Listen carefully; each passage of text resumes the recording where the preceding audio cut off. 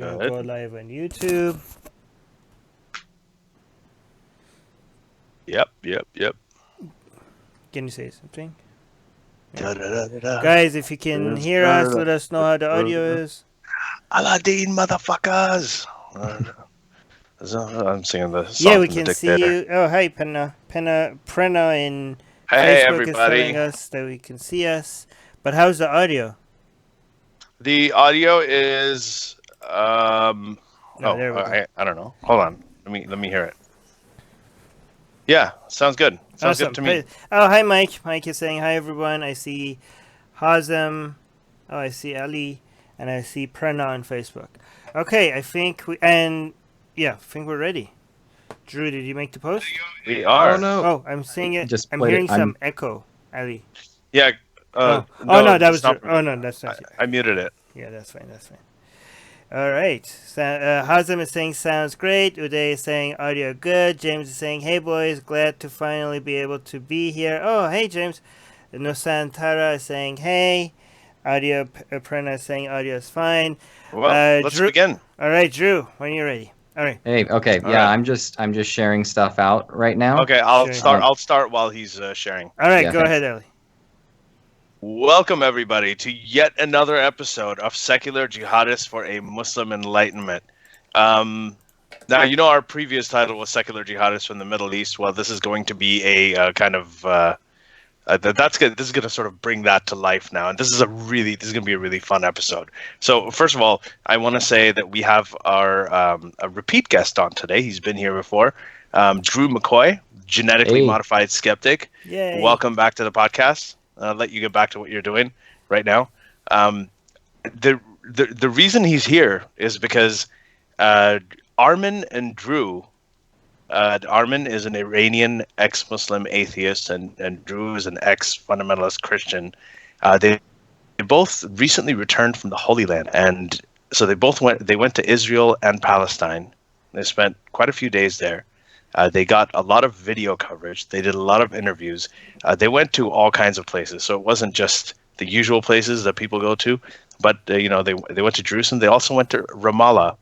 Armin went into the Aqsa mosque, right, Armin?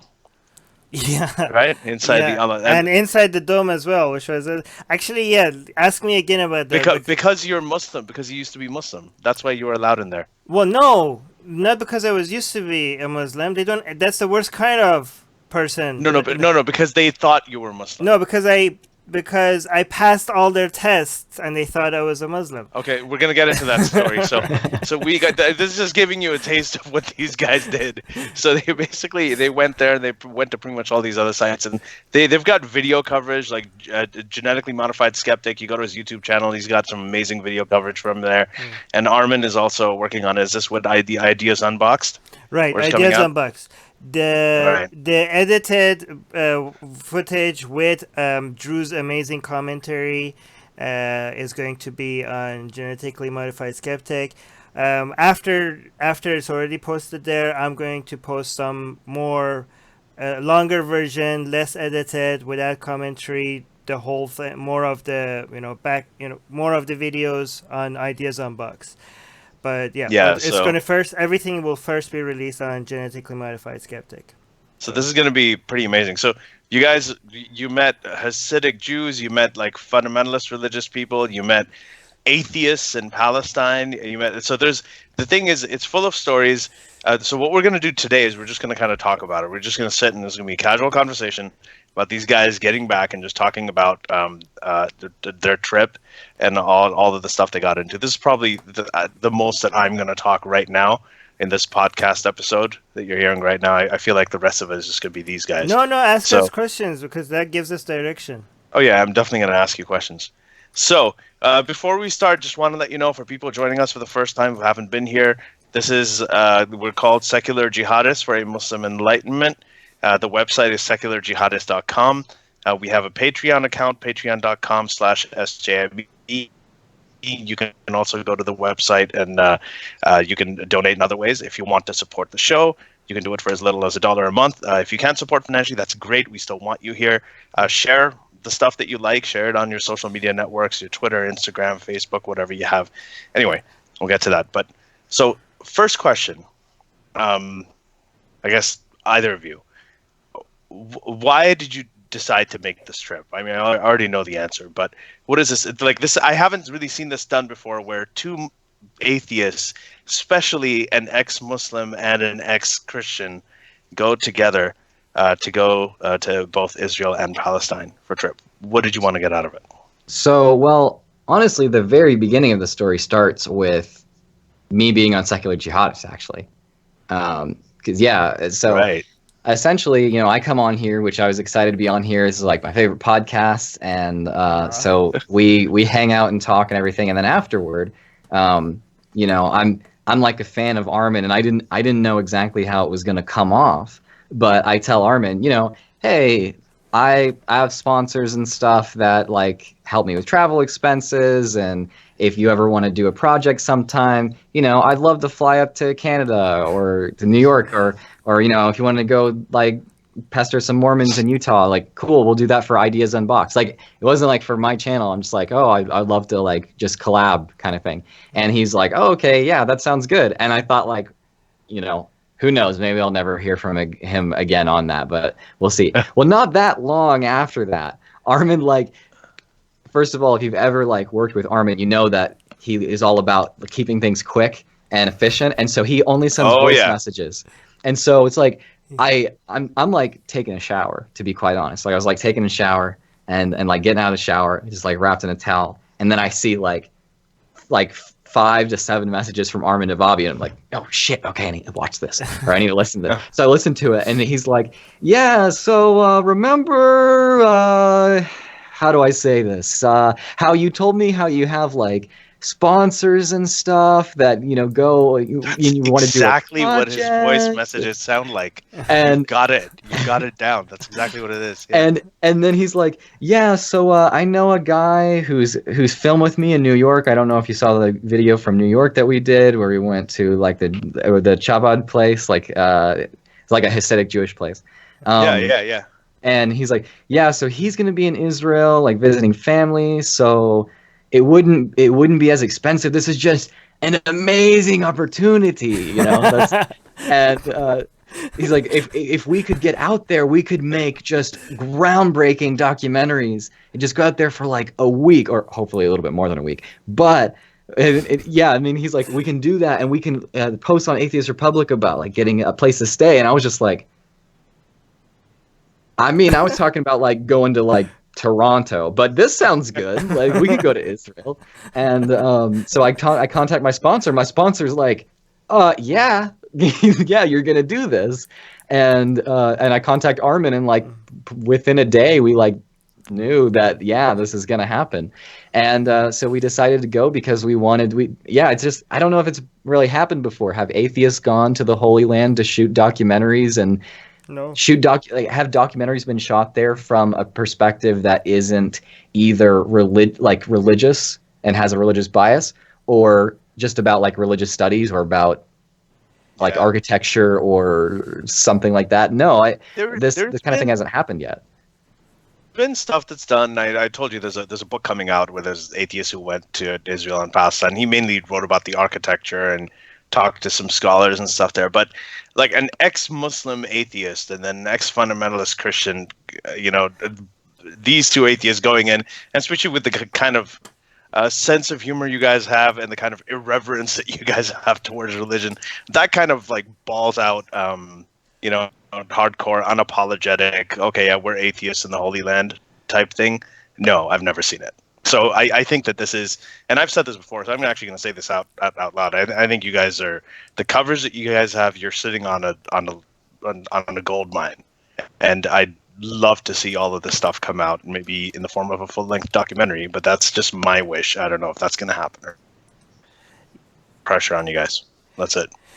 But hopefully, I mean, Armin, if you want to speak on that, because I mean, you know about that kind of thing, what would need to be done for that as much as I do. So if you wanted to speak on that. No, I'm actually didn't think about it until Ali suggested it, and I'm like, holy fuck, why have it? Why? Yeah, of course.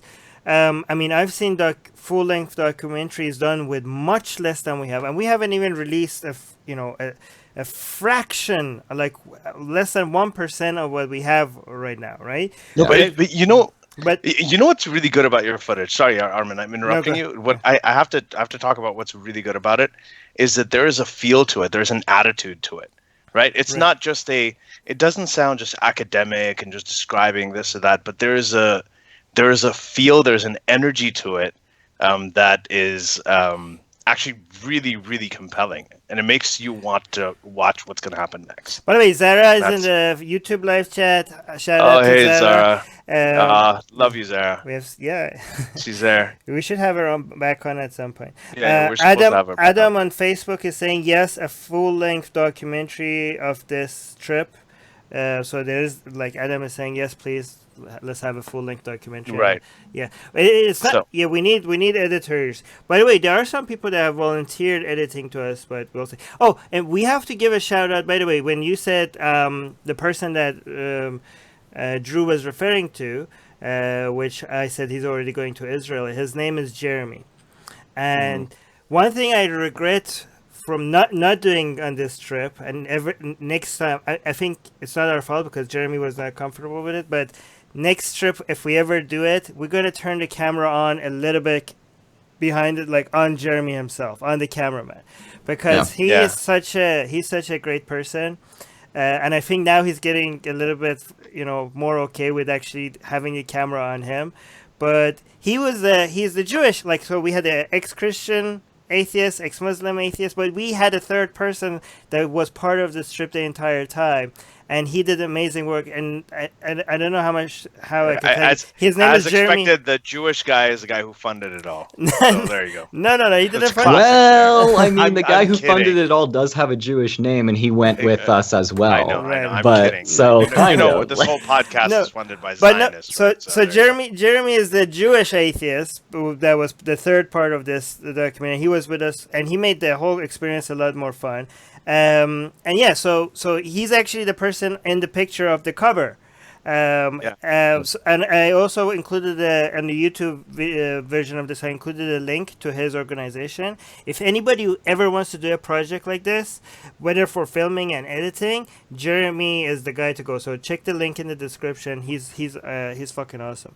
The thing with Jeremy is that, I mean, he does this. He's doing professional quality stuff. I think he humored me by telling me my editing was okay, or like he said, your editing's good, man, on the first video I released, and then now I have a video that he's edited that I'm going to release on my channel soon, and his is a lot better. But you don't want someone, especially with this stuff, you don't want someone who just is a good editor and they can do this professionally and they're just doing it for a paycheck. Jeremy messages us about how excited he is to do this shit, and I'm going to be editing again tonight, and I'm like, hey, you don't have to do that because I'm paying you for this certain. He's like, no, I'm going to work on it. I want to work on it. He's excited under this, but he cares about this stuff, and so if you're gonna be paying someone to make a documentary or do this kind of thing, or do video production within the atheist community, you want someone who cares as much as Jeremy. Jeremy's the perfect person to do it. One thing that was interesting with me was his. I kept on asking Jeremy what his views was during this trip, and after we went to Israel, his views kept on changing based on the he was paying attention to as much as he could to the conversations that we were having, and his views were evolving behind the camera throughout the trip, and it kept on changing, which was so amazing because as he was getting exposed to other people, when we were coming out of Israel going to Palestine, he completely said, okay, this is my view now. And then we went to Palestine and we had some more conversations. Drew asked Palestinians, atheists, some conversation, and then Jeremy came out and I don't know, I'm not so sure anymore. But that's how I felt too. So that's another, I guess, before we start going, and so what we're going to do just for the audience, we are going to go into the different places they went to and the different things that these guys did and all the behind the scenes stuff. But I wanted to get some broad questions out of the way. The first thing is the whole world has certain ideas about Israel and Palestine. We've got our own preconceptions and everything based on, and most of us haven't really been there. We just kind of read about news. When you went there, and between the time that you went there and you came, changes in the way that you think about it? Any changes in your conceptions or preconceptions about the the people over there or the situation over there? My answer is relatively short, so I'll go ahead and give mine. I remained like pretty much entirely agnostic about any kind of like socio-political issues over there, because like before we went, because I didn't know, I didn't feel like I knew enough information. Armin was really well informed, and we literally went to museums where he knew more about what we were looking at than the tour guides, which was hilarious. But but even stuff like, you know, when you have you have this Wait, idea you have that, to Ali, you have to interrupt him right when he's telling you how much I knew. Oh no, I'm gonna add. The point of this interruption is to actually have to have him speak more and continue more. No, I'm just kidding. It's an additional I'm just thing. kidding. I just want to broaden the question. This is not just about the social political situation, but just this idea that, you know, people in Palestine are very, very religious and fundamentalists, and, you know, people in it, or whatever that is. Yeah, just those kinds of things that we all kind of see in the media, and we just have these things in our head, even subconsciously. Yeah. Even that. But yeah, See, go ahead. Like I didn't really know what the truth about any of that was, because I just was so, like, I felt ill-informed. I was just so underinformed. I could not come to a decision, which some people had been like, what, you're not pro-Israel, or what, you're not pro-Palestine? And I'd be like, I don't know enough to be either one, like, then. And the crazy thing is that now that I've been to both places, I'm still agnostic about a lot of those issues, even though I'm so much more informed on them. But the problem is that it's so incredibly complicated that I still don't think I have enough information, even though I might have more information now than like an average person. But it's just so complex, I can't make up my mind on it. However, I do feel informed about certain aspects of it. Now, something that is probably to be expected if you're kind of active in the atheist community, in Palestine, you can't just kind of walk around and be an atheist and it's fine. Like, it's not Sweden, you know? And you're going to expect pushback from Muslims. And if you are in a family, like if you're Muslim and you become an apostate, basically you become an atheist, you have to worry about social consequences. You have to worry about potentially getting kind of like kicked out of your family. If you watch the video that I did, like where I'm just talking to Palestinians about what they think of atheists, all of them at the beginning, every single person said, it's a personal freedom. Atheism is a personal freedom. You can do that. You can just, it's fine. I'm not going to argue with you. But then I asked them specifically, what if your family did this? And almost like the majority of them, I think there was like 7 interviews in that, 4 people said that their very first thing is they'd immediately try to get them to come back to Islam. Now, one person said, and didn't seem to reflect the whole, one person said that he would kill their family member if they would not come back to Islam. And there is a dual interview, 2 people after that said, no, like we wouldn't associate with them anymore. We don't want to be around them. And then others basically said, like, I would love them, but there would always be, like, an issue there. I would want them to come back to Islam, but I wouldn't stop loving them because of it. And then we had a few people say, no, like, I'm not going to, they can have their opinion. I'll have my opinion. We can still be friends. Our friendship doesn't have to rest on that. Or they're my family member. What are you talking about? Why wouldn't I be family with them? So that's something that exists. That's a reality that exists. I mean, some of the people that we hung out with in Palestine, like, the reason why they were a huge part of the trip, but the reason why they're not a huge part of like our footage and us talking about them is because we can't, because it's not safe. But we're also not talking about Saudi Arabia. We're talking about social consequences, and they could be very severe social consequences, but we're not talking about the government getting involved in punishing someone physically for this kind of thing. Now, in Israel, I learned that it is different from that. Unless you criticize Islam, then the government will get involved. Yeah, that's true. Yeah. As far as just like being an atheist, it's a little different, but yeah. So in Israel, though, like I stayed in Tel Aviv, and it's like if you're an atheist there, it's like being an atheist in New York. Like there's all kinds of people, whatever. I think But almost the whole city's atheist. It's from what I've seen. Like Tel Aviv and Jerusalem are very, very different. No, they they wouldn't Or is use. it not? Okay, the word Or atheist. secular. Yeah, secular is would be more. The Yeah. word atheist is still kind of taboo in Israel, but not Yeah. obviously not at all close to what it's like in Palestine. But still, overall, it has negative. There's a negative feeling towards the word atheist. I think it's more of a. It's less religious reasons, more like, so are you giving up your Jewish identity? Are you betraying? Are you still loyal to your country kind of question, rather than like, are you religious or not? I think that's the main. Yuval, I think it's in the live chat. I think, let me know if that's what the feel you get. I think if you, maybe they were more comfortable with the word secular, because if you say you're an atheist, they're like, so are you giving up your Jewish identity? Are you saying fuck you to your Jewish identity? Is that what you're doing there? So that's why they're a little bit sensitive about the word atheist. Is that what they're going? No, I was saying, so that's kind of interesting, because with Judaism, it's kind of like that. If you're Jewish, and even if you are an atheist and you don't believe in that God and everything, it's probably a lot harder to give up your Jewish identity, because there's so much stuff that Jewish people have gone through, especially in recent history, right, in the last 100 years or so. So there's that. I mean, we talked to David Silverman about this when he was on our podcast, where he talked about, he's like, Judaism is a religion. It's not a culture. It's not an identity. It's just a religion. So if you are an atheist, then you're just not a Jew. I mean, I have a lot more detailed views on the whole Jewish identity now compared to before. I don't want to bore you with that, but I just do want to point to Drew being agnostic about the whole geopolitical situation before and after.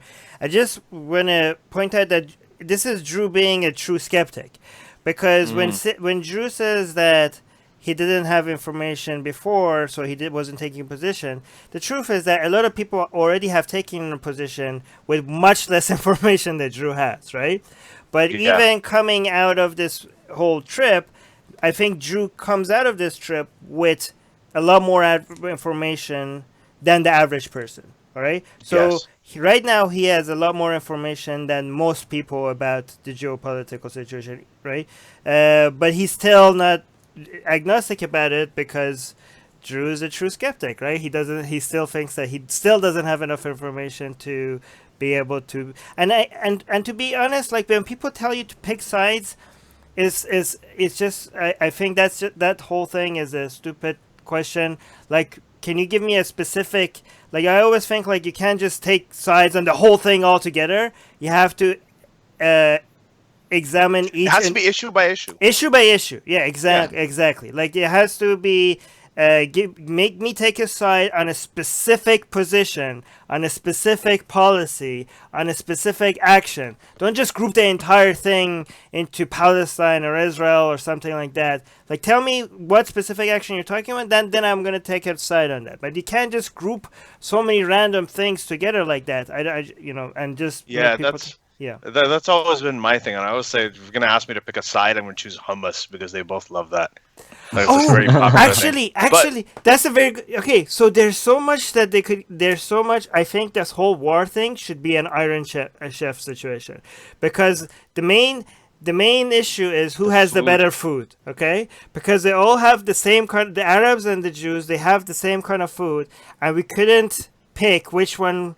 I think the Arabs actually have the better food, but I think a lot of pork. No, I think it's about food and foreskins. I mean, that's the kind of thing that they both have the same kind of food. They just cook it a little bit differently, and you keep going from one restaurant to another restaurant. And this is what brings both of them together, okay? Because there's a lot of Jewish people there that are lining up for Arab food. There's a sweet shop right in the middle of Tel Aviv, owned by Arab Muslims, run by Arab Muslims, and there's like big lines of Jewish people just waiting to get their hands on the sweets, right? And I just think that maybe this is what, when it comes to food, they all forget the whole geopolitical situation. Yeah. There's like a bunch of stuff there from that the owners make from Turkey, like tons of like Turkish delight. And I'm just thinking, like, all the Jews are going up like, enjoying the spoils of the caliphate. This is awesome. Ottoman Empire is amazing to me now.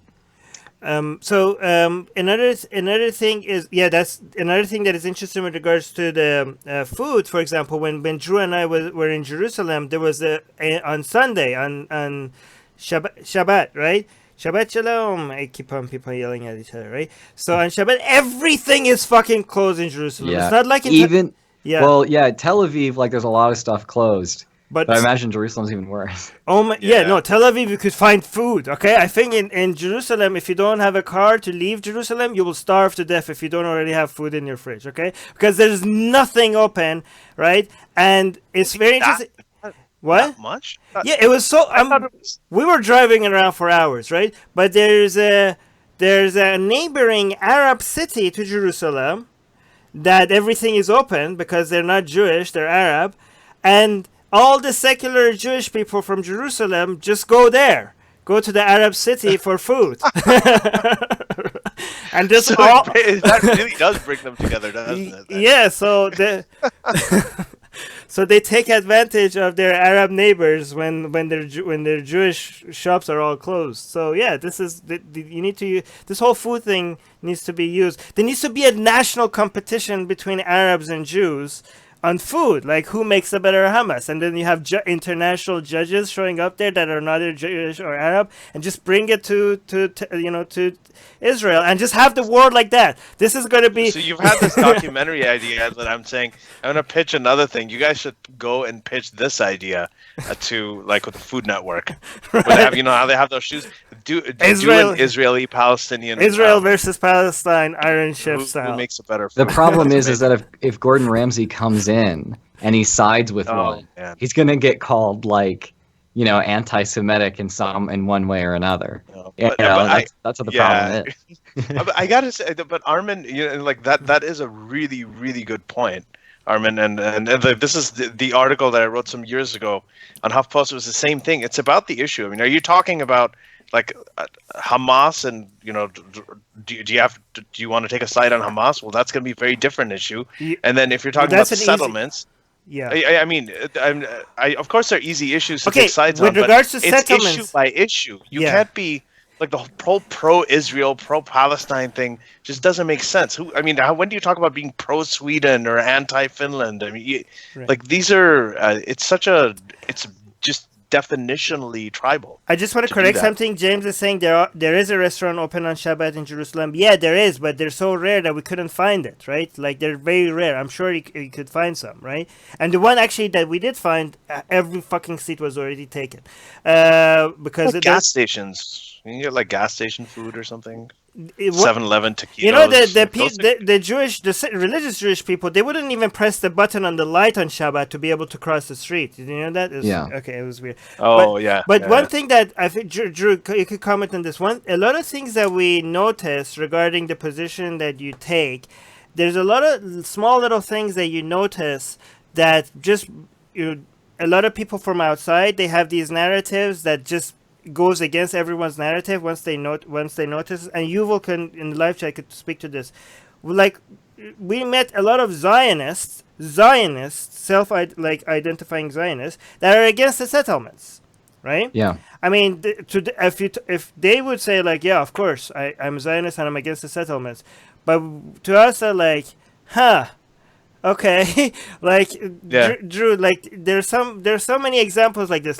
For example, Sharia courts in Tel Aviv. This is another thing that Yuval pointed to, that are funded by Israeli government. Sharia courts, funded by taxpayer money in Tel Aviv. That was okay, that's a little bit weird. This is not something you hear about outside of Israel, right? So what is the reason for that? I mean, Drew, go ahead. I mean, I didn't really have a whole lot to add to what Armin said there. I mean, you do end up noticing a lot of the things. The biggest one really was the Zionist thing. To me, that people who were literally on the side of the kind of atheist community, fairly liberal, liberal values, Enlightenment values that were on our side through the whole thing. You'd be like, "Are you a Zionist?" And they're like, "What kind of question is that?" Yes. What? Like they were confused why you're asking. And then you're like, say what Zionist means, like when you're in North America, and they're like, oh, no, nothing like that. Like, no, that's horrible. That's hateful. We wouldn't do anything like that. They're just like, yes, we just think Israel should exist. Like that's the line. And like we're against a bunch of things that like the Israeli government does. And it's like, One thing you notice. That's interesting. Yeah. One thing you notice though is that the words Jew and the word Zionist means a different thing to every person. Like I couldn't get like in Israel, I could not get a consistent answer on what it means to be a Zionist or what it even means to be a Jew. Well, some people would even be like, I wouldn't really like. I think Israel should exist, but I wouldn't call myself a Zionist because I'm religious.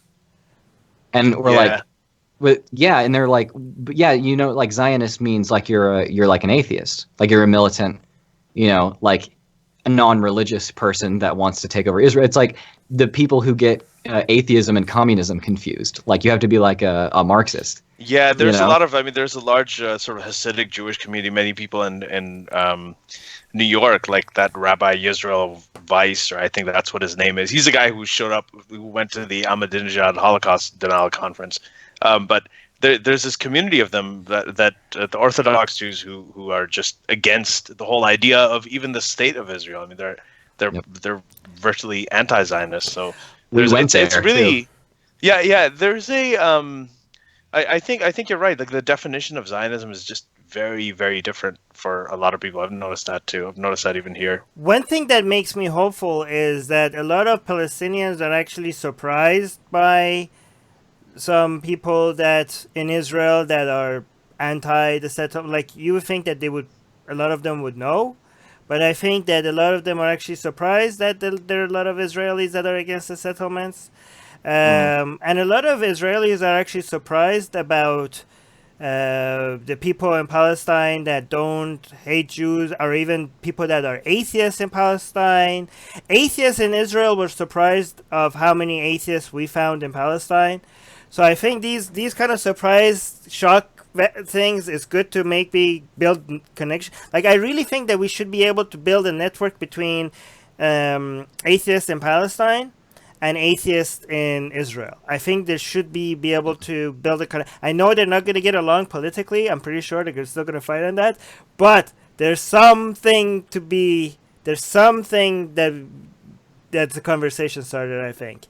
It was kind of interesting. You'd talk to like atheists in Israel and they'd be like, oh no, we couldn't, we would love to make friends with Palestinian like atheists and stuff, but they would never do that. And then Palestinians will be like, we would love to make friends with Israeli atheists, but they would never talk to us. And it's like, just fucking get on Skype and have a conversation. Like you guys are like, you're the same, or you like have a lot of similar goals, a lot of similar thoughts. You could get along just fine. But like there's almost seems to be a mental barrier, which I understand why there is. But it seems like they're on each side of the border.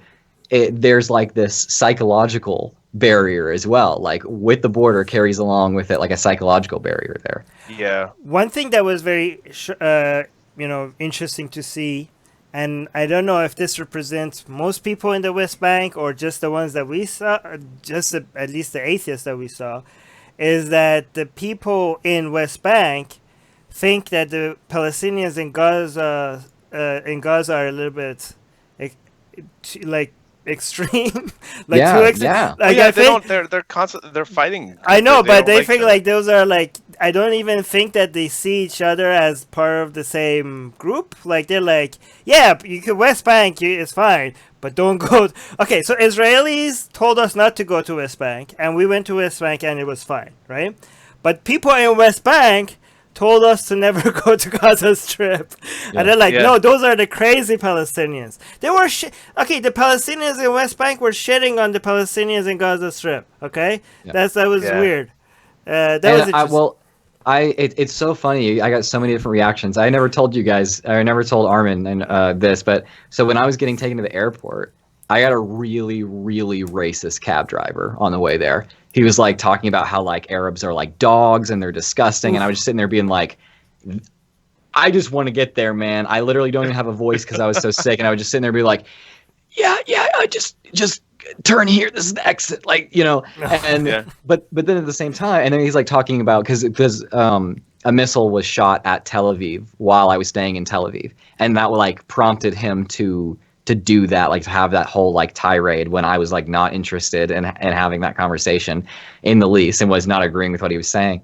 But then, like, you know, just like a couple days before, you talk to some like Israelis that are from like the same area, and they're like, man, those poor people in Gaza, they're like anyone else, but they've been taken advantage of by a horrible, you know, the system of oppressive people, and now they're stuck there, like they can't ever leave. They're out fishing themselves. They just have to rely on food from Israel, like, because they don't have agriculture anymore, and like they're just prisoners. Of course, prisoners would act this way, and it's like just pure sympathy, you know. And these are pure like people from the same city. Yeah, but sometimes it went as far as making excuses. Like people in Israel, we met people like this is a very good point, Drew. We met people in Israel that didn't just have sympathy.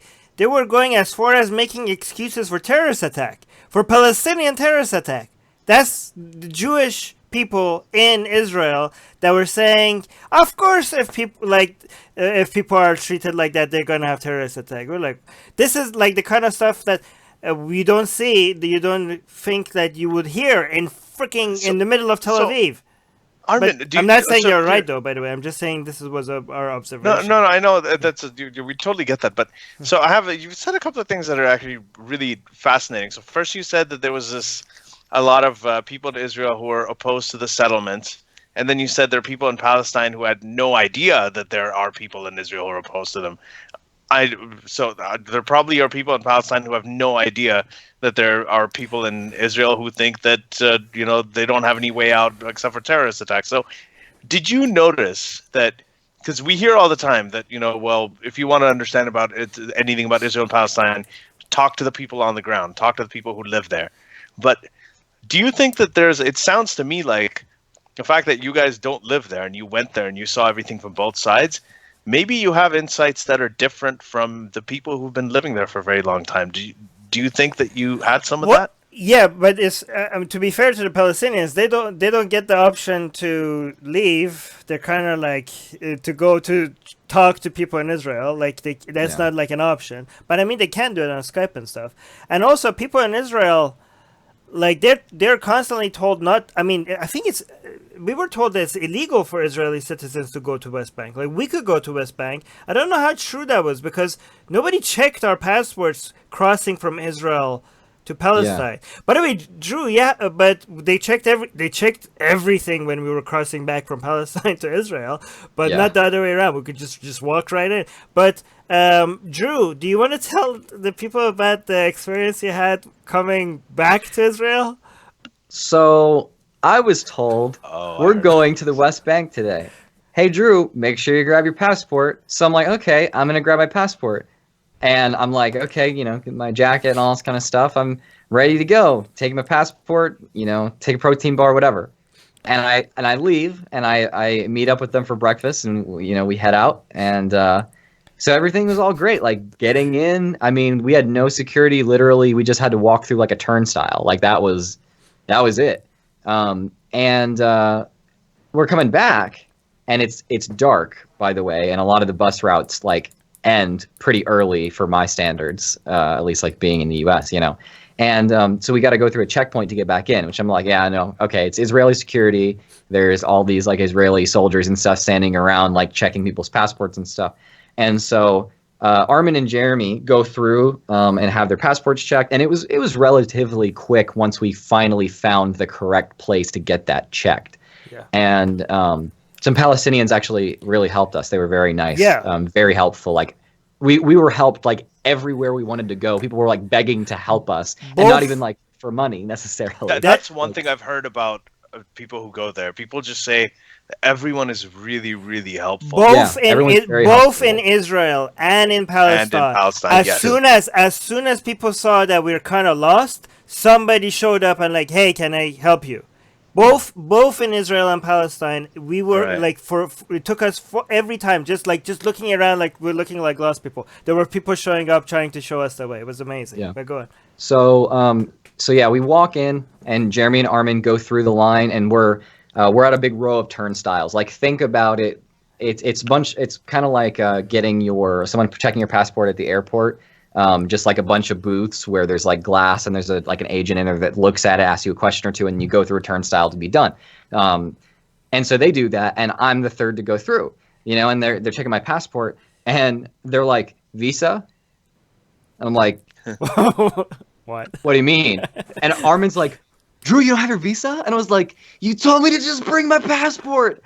And he's like, no, you have to have the little visa card in there. And I was like, I just grabbed my passport, and it had like my boarding passes and stuff from like a few days before. And I just like, chuck that stuff out of there. Well, wait, did Armin totally freak out? Because from what I know of Armin, did you like lose your shit? Well, we'll keep going. We'll keep going with it. So I'm like, shit. And obviously I'm trying to blame Armin as much as I possibly can, so I'm not culpable for this.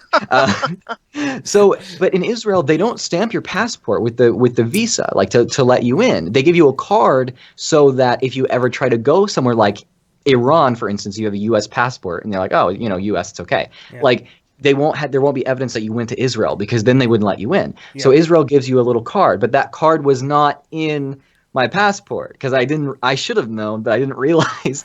And they're like, no, you can't go through. And I'm like, my friends are on the other side of the country. Like, I don't even know if I have my wallet. All I have is my phone with like 15% battery. And I can't get out of. I'm stuck in Palestine, and literally we can like Armin and I are like reaching across the turnstiles like to touch hands, kind of thing. And so I'm like freaking out, and eventually it ends up getting sorted out. But it was for like a solid like 10-15 minutes, we were trying to figure out like what the fuck we're gonna do. And Armin, you want to tell him what you were doing the whole time? No, okay, so we're not supposed to tell you how it got sorted out, so don't ask us. This is what I want to see coverage of. This is like an entire new documentary in itself. But the entire time, I had the camera, like, we're not supposed to record any of this thing, but I had the camera on the entire time, and I record this entire, like, him getting stuck behind the border, and him freaking out, and me and Jeremy in Israel, and him being in Palestine, and the border, like, everybody telling him, no, you have to stay in Palestine. All of that is recorded, by the way, so we're going to have that eventually out, but this is pretty cool. And that's illegally recorded. You weren't supposed to. No, it's not. Okay, we check. We don't want to put stuff out that is illegal, right? So apparently, as long as we block the face of the soldiers, we should be fine. We should be fine. Yeah, it's illegal to film the soldiers, and that's why you're not supposed to film in there. But filming me is okay. Yeah, I mean, if they knew that we were recording, they would probably stop us. But technically, the reason why you're not supposed to record is because you can't record the soldiers. But we will just blur the soldiers out. Should be fine. So we're walking out, and I'm just like, I went from like total deer in the headlights, just because I wasn't like panicking like out of breath. I was just sitting there like, I don't know what to do. Should I just sit here? Like, I thought we lost them. There's nothing for me to do. Like, I thought they were gonna have to go all the way to Tel Aviv and then like get my visa and like throw it over the turnstile for me to be like, here you go. So yeah, I didn't know what to do, and that would have been like 3 hours for them to be able to go and get it. And I'm like hungry, and it's like 10 o'clock at night or something. And so I didn't even know we would be able to find it in Tel Aviv. I thought like we're gonna have to get like the embassy or something involved in getting him out of there. Like, that's what I was thinking. But so when it ended up working out, and we're like 15 minutes later, I'm in Israel again. I'm just like, I'm so glad I'm back in the motherland, and like, and all this shit. And we're walking out of this embassy in Israel, like just out in like a parking lot. And I'm talking with like our guide, or one of our sponsor / tour guide that was there with us, like on the phone, letting him know, okay, yeah, everything's resolved. Like I'm leaving now, and we're gonna be back in Tel Aviv, so don't worry about us. Like, he just wanted to make sure we're okay, like checking up where we were. And while I'm on the phone with him, Armin's like, hey Jeremy, hey, I recorded the whole thing. And I'm like, what the fuck? Like, screaming at him, like in the middle of this parking lot. And I'm like, no fucking way, oh my god. And so we watched the footage. And basically, what you see, like the very first thing that I remember seeing is like Armin's kind of like filming it kind of sideways, and there's a little sway, and all of a sudden you see me go, like deer in the headlights, and I'm like, what? What? Yeah, when he Like said, that. And then like you know, I we all had a good laugh. captured the moment that he thought that he's gonna get stuck in Palestine. But one thing that I mentioned to you, both you and Jeremy, after we got out, I kind of felt like we experienced how difficult it is to go through these checkpoints, right? And we met. Like if you're from there, I'd imagine it would be even more difficult. Yeah, I mean, I kind of felt like we met people that their entire life depended on going through these checkpoints, and sometimes there's like a knife attack somewhere, somebody, and then they randomly close off certain checkpoints, and this person's entire life, every day they have to go through multiple through these just to be able to get from work to home, and at some point they might just get one of these is going to get closed because some random terrorist somewhere decided to do something, right? And they're just going to get stuck from wherever they are, and they might not be able to go home that night. So it's just, I mean, it was very stressful to us. I just felt like, wow, some people have to go through this all their life. So that was, yeah, they do. Yeah. So I was wondering, would you guys? I don't want to cut this part off like prematurely. Would you guys want to for me to tell the story we were talking about right before the broadcast of the thing that Armin would have been mad if he would have known that it happened? Yeah. And then would you guys want to go day by day and just describe kind of what we did day by day? We want to go into that, and I've got some notes written down, but I do have. I want you to first to tell me what you were going to say at the beginning of this, and then I have one more sort of like broad question before we go into that. Go ahead. So there was a day when Jeremy and I decided, I think it was the day after Palestine, because we were so tired, and Armin Navabi is an android, and can literally work like an 18-hour day, and then he wakes up like, he gets 2 hours of sleep, and then wakes up and he does fucking burpees in the room, like in the morning. It's like 6 a.m. and he's there doing freaking burpees like in exercises, and I'm like, haven't you slept for like 45 minutes? He's like, yeah, I know, I feel great. And so Jeremy and I are like, we need to sleep in this one day, and we're supposed to go to Jerusalem, and Armin's like, basically like, okay, but I want to go at such and such time. How about you guys sleep in, and we'll meet up at a certain point that works for everyone. And we're like, okay, yeah, that sounds good. So Armin was able to work how he wanted to, and we were able to sleep. And so at about noon, Jeremy and I show up in Jerusalem, and Armin had been like, I imagine, running frantically. I don't know if you guys watch Friends, but there's an episode where Phoebe runs with Rachel, and she runs like a kid on a playground, like so excitedly, and everyone makes fun of her because she's so frantic about how she runs, but she has a child's heart. That's Armin Navabi with a camera in the Israel. Just like fucking like running around like a chicken with his head cut off, being like, oh my God, oh look at that, Church of the Holy Sepulchre, and so we show up at about noon at the Western Wall, and we're like, you know what? We're just gonna start filming here and get some kind of chill shots and talk about this and introduce this, and then Armin will meet up with us a little later, and so Jeremy and I start filming. Now Jeremy has a huge shoulder rig camera. I mean, it's just massive. It looks like you're making a movie with it, and I'm on camera talking about whatever, and there are a lot of kids, like groups of about 12 to 20 kids at a time, walking around the area being educated so that they can like have their bar mitzvah. They're being educated for their bar mitzvah and like religious education by their like Orthodox leaders. And sometimes these groups of kids, like, 12 kids, break away from their leaders and start talking to people or doing whatever. And so this group of 12 kids, after I finish one of my shots, go, hey, is this for like TV, movie, or YouTube? And I said YouTube, and it seemed like that's the answer the kids wanted the most, because they just were totally starry-eyed and starting to act a little bit like Armin Navabi running around with a camera in Israel, if you know what I'm saying. So they're like, oh my God, YouTuber? And one kid comes up and is like, oh, show me your channel. So I signed him into my channel, and then all these kids, like 12 kids, come to take selfies with me. And I was like, oh, this is fun, like I'm gonna take a bunch of selfies and do this. And like I did one kid, I like held up like a heart, like, with my hand, and they like completed the heart, and they're like, oh my God, a YouTube. They don't know who I am at all. But when you're 12 and you meet a YouTuber, that's amazing, right? And it's funny that it was an atheist YouTuber, and they were there for religious education. But so this group of 12 kids taking selfies with me draws the attention of like 4 more groups. And so I'm not kidding when I say there are like 50 children surrounding me on basically all sides, screaming.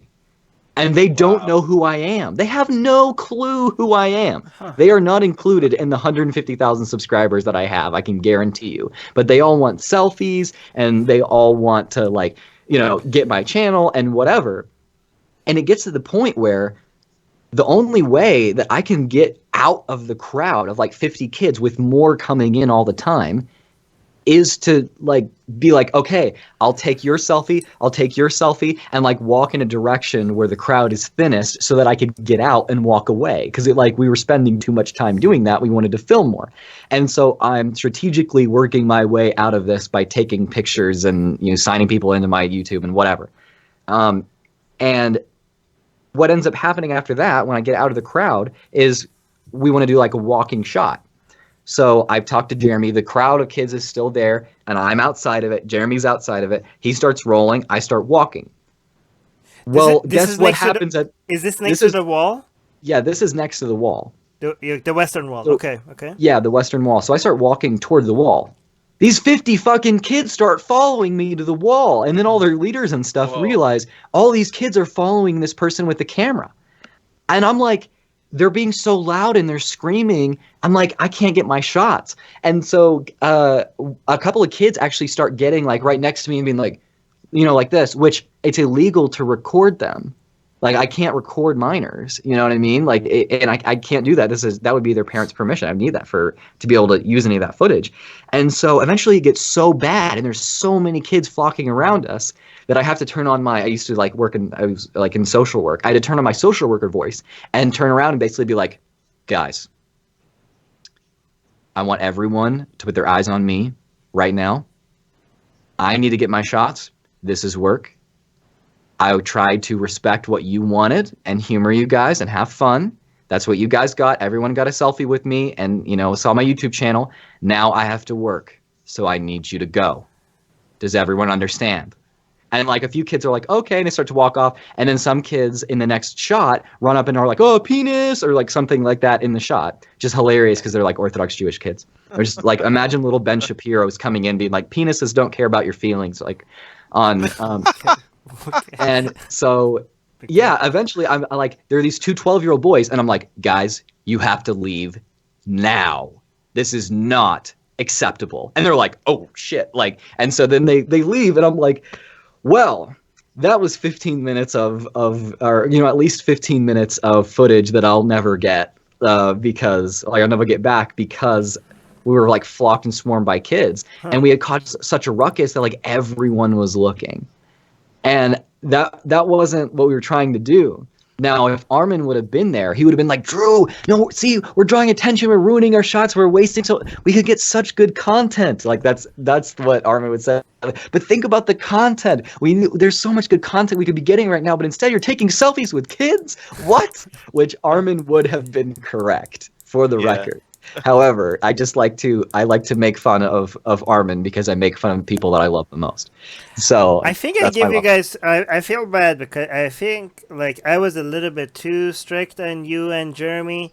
Like every time you guys like were doing something other than shooting, I kept on telling like, "Why are we wasting time? Why are you wasting time?" And I feel like maybe I did that a little bit too much. So sorry about that. Well, you had excellent reason for that because we could have pulled 18-hour days every day filming, and we never would have run out of content. I mean, we could have spent like 4 or 5 days just in B'nai B'rak, but we only spent 1. And I'm only releasing a 2-part series where each part is over half an hour long. It's like a full-length documentary, and that's just from like half of a day.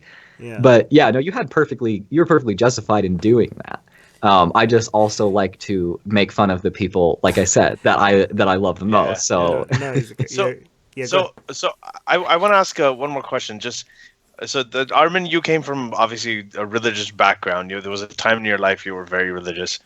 Drew, same thing with you. You grew up as a religious Christian. So when you went to these places, like the church where Christ was allegedly crucified, or some of these sort of things that people find very, very emotional and overwhelming when they're religious and they believe in these things. Did you feel any of that, having been religious at one point? We covered that. Drew has a really good video on exactly this coming up. Like a sentimentality aspect. Okay, don't say Drew. Don't say anything. I felt that. Yeah, go ahead. No, Drew. I think Drew shouldn't answer this because you have to wait for the video. Well, can we get a bit of a headline? I'll give you a bit of an answer. So let's go with this. So I put out a tweet and like a Facebook post. And the tweet was really the real shitstorm, where I said that we got baptized in the Jordan River. Oh yeah. And when I came up, I said Allahu Akbar, and Armin said Hail Satan. And everybody loved it. Everybody loved it. Yeah. The thing is that when we were there, no one cared. Literally, everyone was just preoccupied with what they're doing. They don't give a fuck if you are there to do something genuinely or not. There are all kinds of people. Actually, they that clapped. Come to these places. Yeah, people clapped. And the thing is that so the West, like the Wailing Wall, was very different than this, but the Jordan River, it's a tourist trap and pretty much nothing else. Like it's 95% tourist trap. Literally, when you're getting out of the river, where they take you out of the river, the place that you end up is it's a booth that has a picture or video of you getting baptized as if you just went on a roller coaster, and then they'll sell it to you for a charge. Yeah. And it's fucking hilarious. Like it's an amusement park, but with Jesus. Yeah. So there's a lot of that, and then there are a lot of places that are a little bit more sacred. The thing is that this area, there has been such a contentious history that it's so pluralistic. There's tons of different people there. I mean, you walk around, and I asked like some people at the Wailing Wall, "Hey, can we talk to you? Like, we want to talk to people that are coming here, like to some Jewish people." And they're like, "Oh no, we're from the Czech Republic. You know, we're just tourists. We don't know about any of that stuff. We're just tourists like you. We're not religious, you know." And by the way, I have Drew's. I don't know, Drew. You didn't take this. I have your baptism documents. Oh no. And I also have my own baptism documents. But the interesting thing is that our baptism documents that we got baptized in, where Jesus allegedly was baptized, they're stamped. They are approved by an atheist that was there, that was working there. That's amazing. That's how much of a joke. I just want to reiterate what we've heard here. So, both of these guys, Armin Navabi and Drew McCoy, went into the same place that Jesus was supposedly baptized in. They got baptized in the same place. Drew came out and said Allahu Akbar, and Armin came out and said Hail Satan.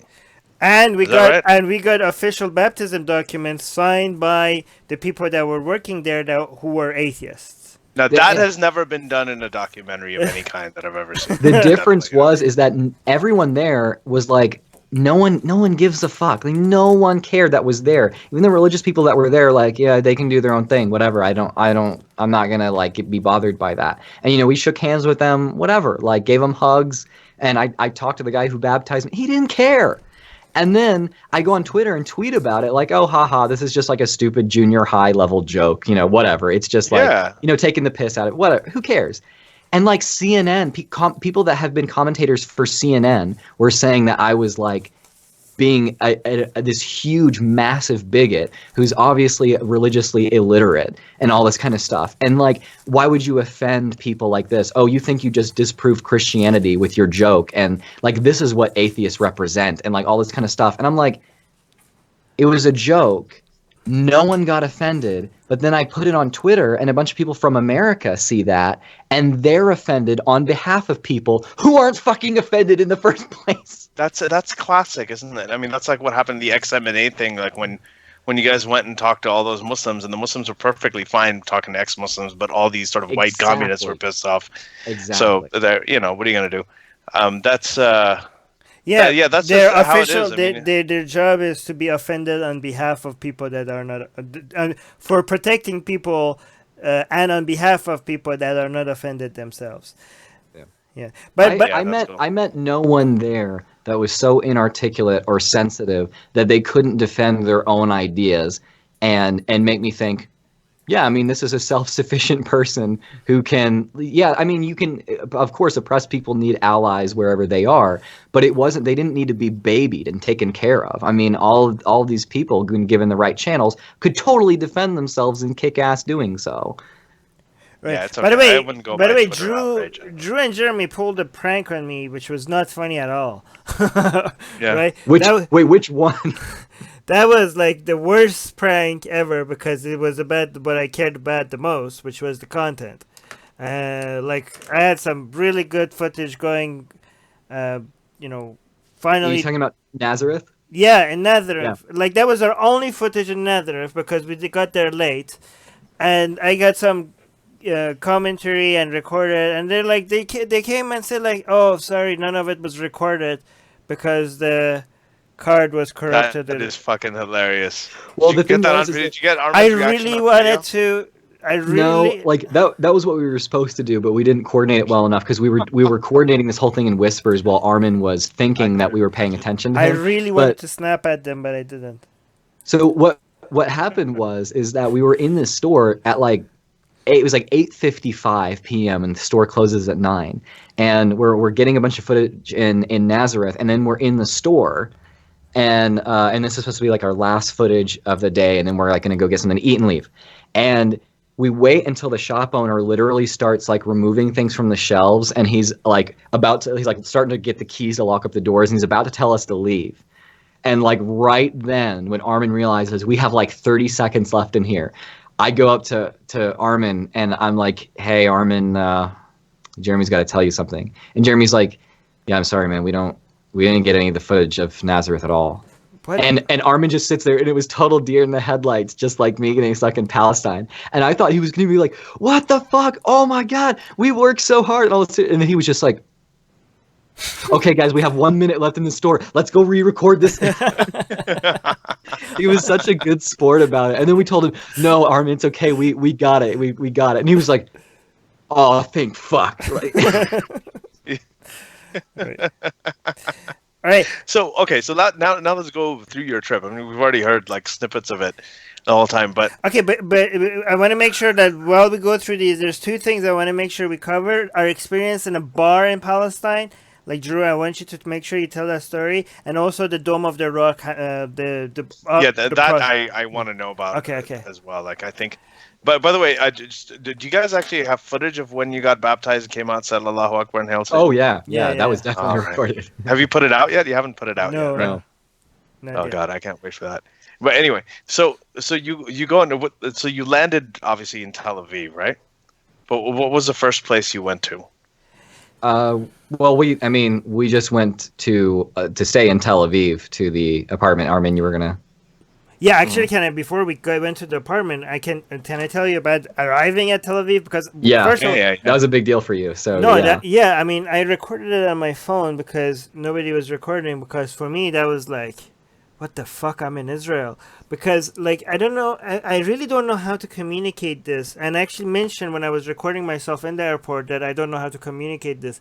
But for me, you grew up in Iran. I grew up in Iran. Like for me to actually be able to just go to, first of all, I have an Iranian passport that says on it that this passport is for traveling to every country except for Israel, but it doesn't call Israel Israel. It calls all of Israel occupied Palestine. All of Israel, not West Bank and Gaza Strip. All of Israel is occupied Palestine. So I had an Iranian passport, and with that passport, I was never be able to go to Israel, and I didn't even know if I would ever do, if I even could, because, like, even becoming an atheist, that brainwashing from Iran, like, for me, Israel represented, like, it seemed like going into the heart of hell. You know what I mean? I don't know how is it. how to communicate that to people, but I didn't know it even until just ending up there. It just didn't seem like it's just a country that you could just visit. Go to. Yeah, it just didn't seem like it's just in a country and they have airports and you just take a plane and you just land there and you get off the plane and you get into car. Like it didn't seem natural because it's fucking Israel. I mean, like, and I was landing there and like, yeah, this is like an airport and these are other passengers and they have taxis, and for me it's just like, okay, I'm in Israel right now. Like, what the fuck, right? But so it was. I don't know how to communicate. Does your Canadian passport? Yeah. Doesn't it have your birthplace on it? You were born in Tehran, right? Yeah, that's why I was stopped for half an hour of questioning before I was let in. Because what did they ask you? Now I have a Canadian passport, so I could go to Israel. But in my Canadian passport, it says that I was born in Tehran, right? So when they saw that the border agent, they just give me like, okay, go stand there. You're gonna be questioned more. But at first I felt like this is okay. I'm flagged or something. But then when I went there was a whole other bunch of people that were that were flagged for extra questioning. A lot of them were from Iran. Like a lot of them were either from Iran or had parents that were Iranian or something like that. I don't know. But from other places as well. There was this Palestinian woman that had a Palestinian passport. She wasn't let in at all. But they were very. It took half an hour to let me in. Like Drew and Jeremy, they went in no problem, right? What did they ask you? What was the questioning? They could ask me why am I here? What am I trying? What am I gonna do? Is one thing that was almost like what okay, so this is what they did. They liked when I said, oh, I'm here to talk to secular activists. I made sure that I don't mention atheists. I just said secular. I'm going to meet with LGBT rights group. They were like, okay, cool, that's cool. And I told them I have a page. I told them about Drew's page. I told them about Jeremy. They asked for Jeremy, Drew's, and Amir's full name and phone numbers. They asked me where I'm going to stay. They found out about okay, so the thing that they found out my dad. They asked me about my dad. What's my dad's name? And also they wanted my grandparents' grandfather's name. I don't know. I didn't know my grandfather's name because my grandpa has a nickname Papa. So I didn't know what his real. Did you tell them that? Did you tell them? Yeah, I told them. That's P-A-P-A. I said I don't know what his real name is, and I messaged my dad to find out what my grandpa's real name is.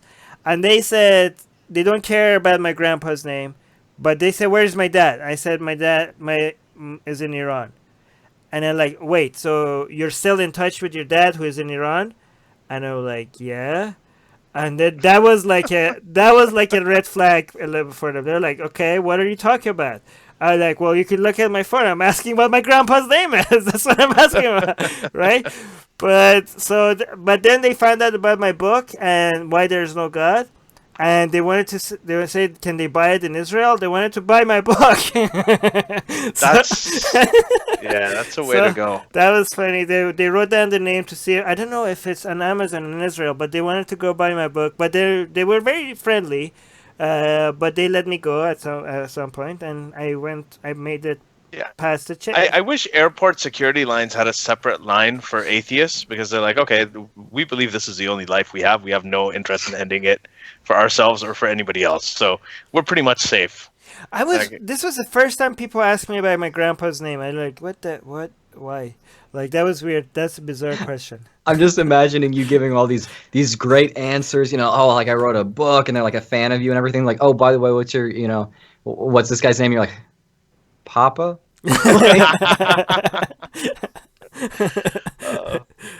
So that's quite an adventure in itself. So you end up in Tel Aviv, but where did you go for the first place for the footage? How did you organize your trip? So you first went in, your first part of it was in Israel, right?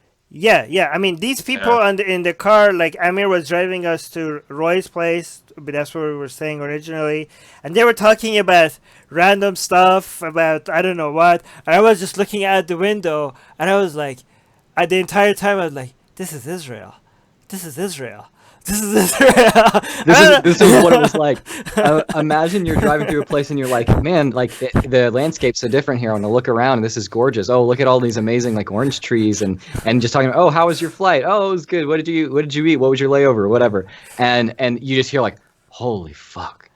Oh my God. Holy shit. Just like in the background over and over. I'm in Israel. And then you turn around, anytime you make eye contact with Armin in the car, guys, I'm in fucking Israel right now. Did you know that? It was awesome. So, that's really funny.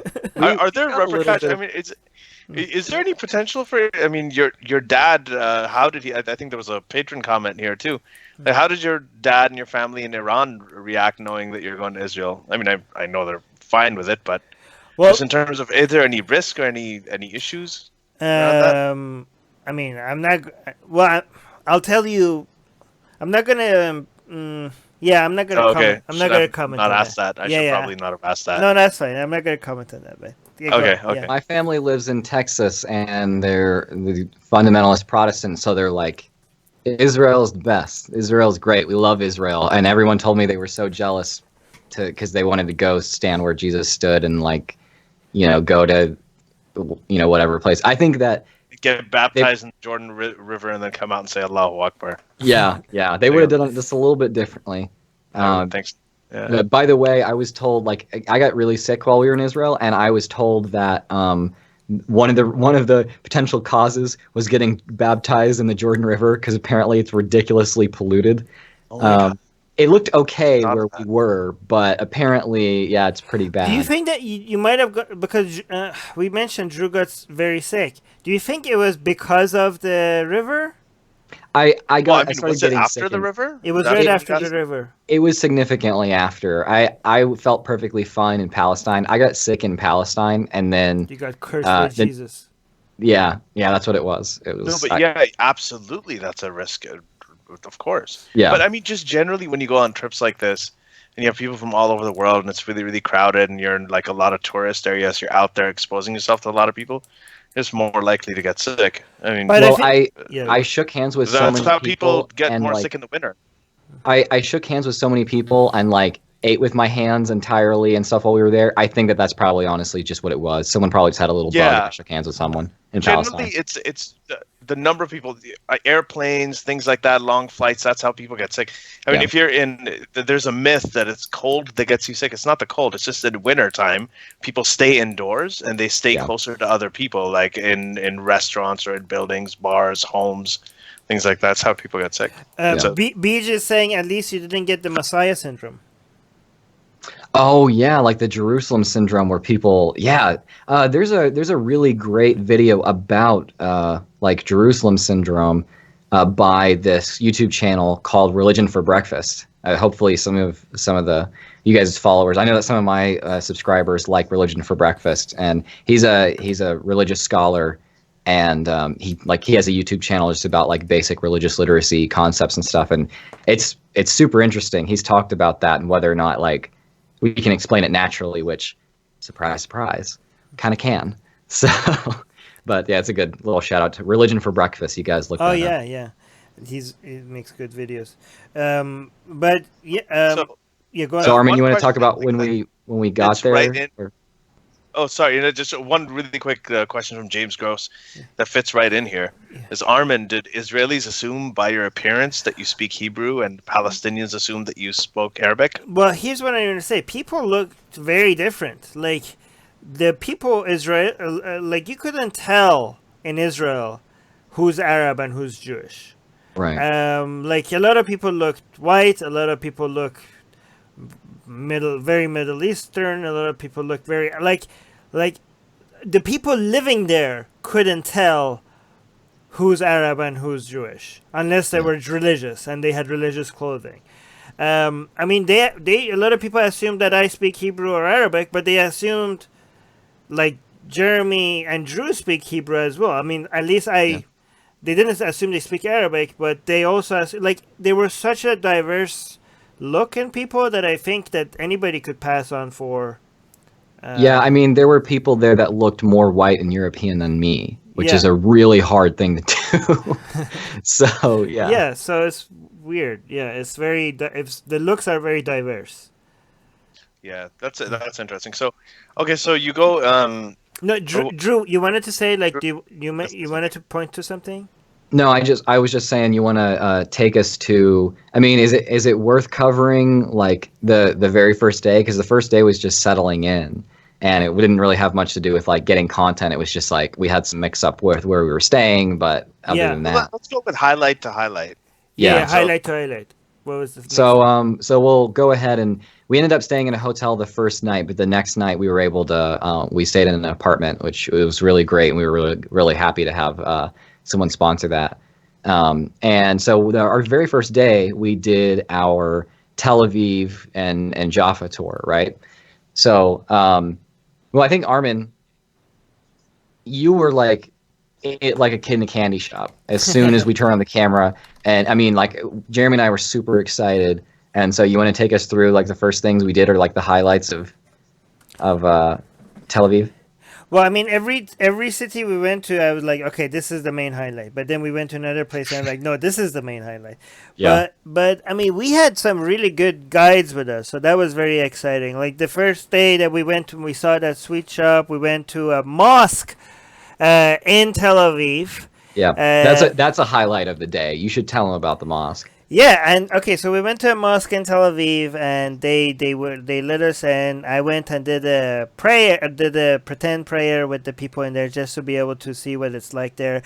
The Sunnis there showed me how to do. They made me do the shahadat, so I think that some of them think that they actually have a new Muslim convert that day, because they told me to repeat after he was like, repeat after me. I know how to do the shahadat. I'm like, no, repeat after me. So I just repeated after him because he wanted me to repeat after him. So I did the shahadat, and then they showed me how to do the wuzu, which I did. But the wuzu that we did is a little bit weird. I mean, I've done that wuzu one time in Australia, but this was the second time I did it, because the wuzu that Shias do, the washing that you do before your prayer in Islam, it's the wuzu that Sunnis do is a lot more than what Shias do. Okay, Shias go like this, then this, then this, and then feet, and then done. You could finish the whole thing in 5 seconds, right? But these Sunnis, they're pretty serious about their washing, right? They wash inside their mouth. They put water up their freaking nose. Did you know that? Yeah, that was weird. You even had to wash your ears in a certain way. Saudi Arabia. Yeah. So yeah, I used to actually have to, because we didn't want to make it obvious that we were Shia. So whenever we went for Jummah prayer, like in Friday prayer, we used to pray like the Sunnis with our hands like tied in front of us. And then like this. I had to do wudu like them, which was really annoying, because at home I just had to wipe my feet over that, to wash the whole fucking thing. Yeah, and what's up with put that? fingers in my ears and all this. I don't know. It was just really weird. You know, it's very inconvenient to be an observant Sunni Muslim, okay? Because you have to do that 5 times, and you have to do that 5 times every day. Shias are more efficient when it comes. That's why, even though Shias revere martyrdom more because of Hussein, Sunnis are the ones that really go around and fucking kill people a lot more, because I think they're just frustrated. They're just irritated. Yeah, they're just annoyed with all the shit. Well, They Armin, have to finger themselves every time they do wudu, and this the whole thing. This is why Shias have proxies, because they're like, we're not going to do terrorist attack. We're just going to pay other people to do our terrorism for us. Monsters of terrorism. They're the actual. They're the ones that carry it out. Well, so I have to say to my fake Muslim friends here, it's fucking Shias, you might say that washing for so long is inconvenient, but you know what's way more inconvenient? What? Hellfire. Oh, that's right. Oh, Hellfire. shit. God, that was beautiful. Oh, We should Thank you, actually, brother. That should be written down as a form of poetry and framed. Look, Every Ali, imam look, his face is glowing. He's a No. Okay. All right. Yeah. Baptized.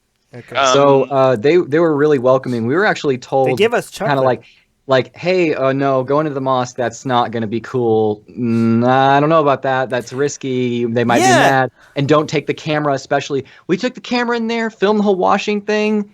It was fine. They were like, yeah, come in. Like, they were so happy to have us. And then they gave us chocolate. Like, Why wouldn't they want to sit? Okay, Amir, if you're saying this, I have to say, I think Amir and our Jewish guides were a little bit too nervous about going into Islamic places, right? So they were our Jewish guides. They were like, we went with them, and then we wanted to go in the mosque, and they were like, really, you want to go in the mosque? And we were like, yeah, we want to go in the mosque. I'm like, we don't know if you can't go in the mosque. And we just went into the mosque, and nobody stopped us, and they gave us chocolate. They gave us chocolate, okay? And then we came out. Honestly, and they felt like walking into Sunday school. Like it was like you walk in, and people are like, "Oh yeah, come on in here. We want more people in here." Like it was like, yeah, it was crazy. It was like walking into a Walmart. But our Jewish friends, the Jewish atheist guys, they were actually a little bit surprised. They're like. So they were friendly to you, and we were like, yeah, like, okay, that's cool. But just to be fair to they were happy. They were happy to see how welcoming they were to us. Like, for example, when we went to Palestine, they were so scared for us. They thought like we might not make it back, right? And they kept on. They were so concerned about our safety. They kept on messaging us. Are you okay? They were so sweet, by the way. Right? They kept on like, are you okay? That's interesting. And then eventually, when we came back and we told them that the people in Palestine were so friendly to us, they kept on telling all their friends, like, look, Palestinians were friendly to these atheists. Like they want all their other Israeli secular and just atheist friends to know that they wanted them to know that there are atheists in Palestine. They wanted to share that with other secularists and atheists. Yeah, that's actually UV in the patron chat echoed my reaction to this perfectly. He says, regrettably, most Israeli Jews know very little about their Arab neighbors, and I would, from what it seems like to me, it's the same thing. But I'm actually was encouraged because to me it shows that there's a lot of information that if it's shared, there's room for progress. Yeah, and also the excitement on both sides about learning about these things also makes me hopeful. Because people from, like, in Israel, they're not like, this goes against my narrative, right? They're like, wow, that's awesome. Like, they were happy to hear these things. Like, they were really, really happy to have their expectations completely dashed. Yeah. So a lot of people actually still don't realize this, but just a reminder, 1/5 of Israel's population, forget about Palestine, we're not including Palestine, 1/5 of Israel's population is Arab. So 1/5 of Israelis are Arab Israelis who vote. Or don't vote in protest many times. Yeah. Okay. And the vast majority of Arab Israelis are Muslims. So almost 1/5 of the Israeli population that is Arab is also Muslim, and there are some that's I think 2% of them that are Christian. Did you met with Arab Israelis, and then you met with Arabs in Palestine? And I have met both here in Canada, like every once in a while, you could run into an Arab Israeli, and they have very different perspectives. Did you see that there? Okay, so one thing I give credit, the Arab Israelis, this is something that Drew missed out on, because we went to, what city was that? Was it Haifa? What city was that? Haifa? I think it was Haifa. Yeah, I wasn't in Haifa because I had a fever. Yeah, so in Haifa was the city. So we had two atheist meetings, one in Tel Aviv, one in Haifa, right? In Tel Aviv, most atheists that showed up were ethnically Jewish atheists, right? In Haifa, like a lot of people showed up. There was only 2 people that were not Arab, but every other Arab that showed up was an atheist Arab, right? It was Arab atheist, right? So you had Arab Israeli citizens, and I compared them after to Arabs in Palestine, the Arabs that are Israelis compared to the Arabs in Palestine.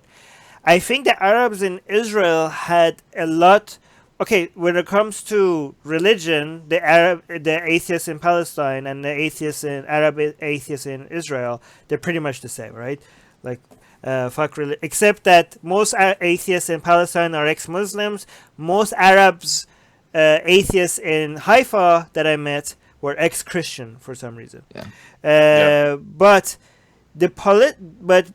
I think the Palestinian Arabs, the Palestinian atheists were more unanimous in their political views, a little bit more. Okay, there was still some diversity, but the Arab Israeli citizens atheists, their political views were all over the place. All over the place. Like there was no consistent agreement among Arab citizens of Israel when it comes to their political views. And some of them, they had some political views that I managed to change within some. After bringing some points, well, have you considered this? Well, have you considered this? Some of them changed their opinions, which showed that they were not very, they weren't holding so tight on their views. They were willing to change opinions based on some conversation, which was so encouraging to see. If I can interject really quickly here. No, go ahead. Something that Armin and I really appreciated, and I think we very first saw this when we had our meetup, which was our first day in Tel Aviv, when we had our Tel Aviv meetup. We really saw that sparing someone's feelings by not arguing with them or not discussing something, not having a debate, that didn't really seem to be a thing. Like, you didn't sit there afraid that you might offend someone by disagreeing. You didn't sit there worrying about any kind of political correctness. You just kind of have a conversation. If someone thinks that you're wrong, they will just tell you you're wrong. Not that you're a bigot, they'll just tell you you're wrong and here's why. And then it seems like people can actually kind of change their minds. It was really interesting how I didn't feel like, oh, okay, I gotta watch out for these buzzwords and stuff like that. Yeah. I could go in front of a bunch of people who I could use the term toxic masculinity in front of people, and they'd be like, whatever. Or I can be like, fucking SJW, and they're like, whatever. No one cares. No one's just unnecessarily triggered by stuff. So I think Armin and I really... Well, because the trigger points were something else. So I think Drew has been Drew's viewers are a little bit more sensitive than our viewers, I think, right? Because that's fair. I think they're a little bit more PC. So I think Drew is always when he crosses that line and he gets such a big reaction, he's always like, oh my god, these people are so sensitive, right?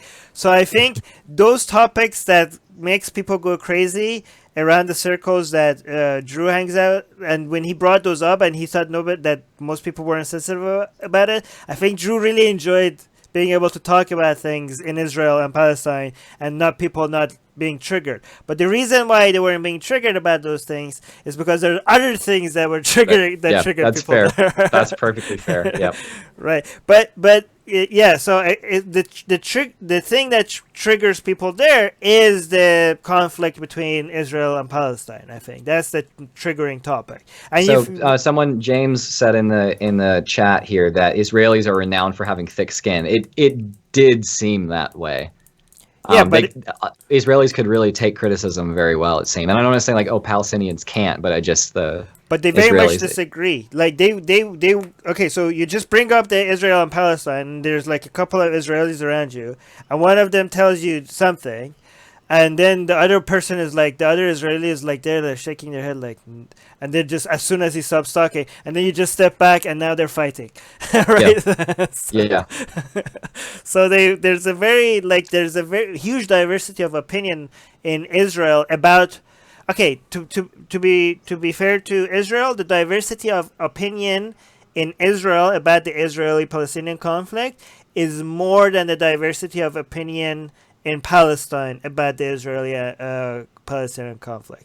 There are people in Palestine are more unanimous in their views on this conflict than people are in Israel. In Israel, there's an internal fight going on over this discussion. Yeah.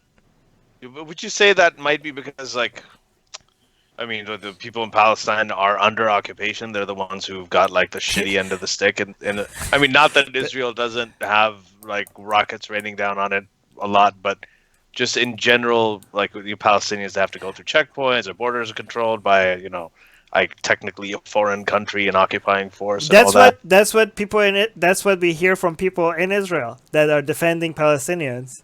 And that's exactly what Drew was saying. That this is what they are telling us. Mm-hmm. Yeah. But what was your perspective on it, having seen it?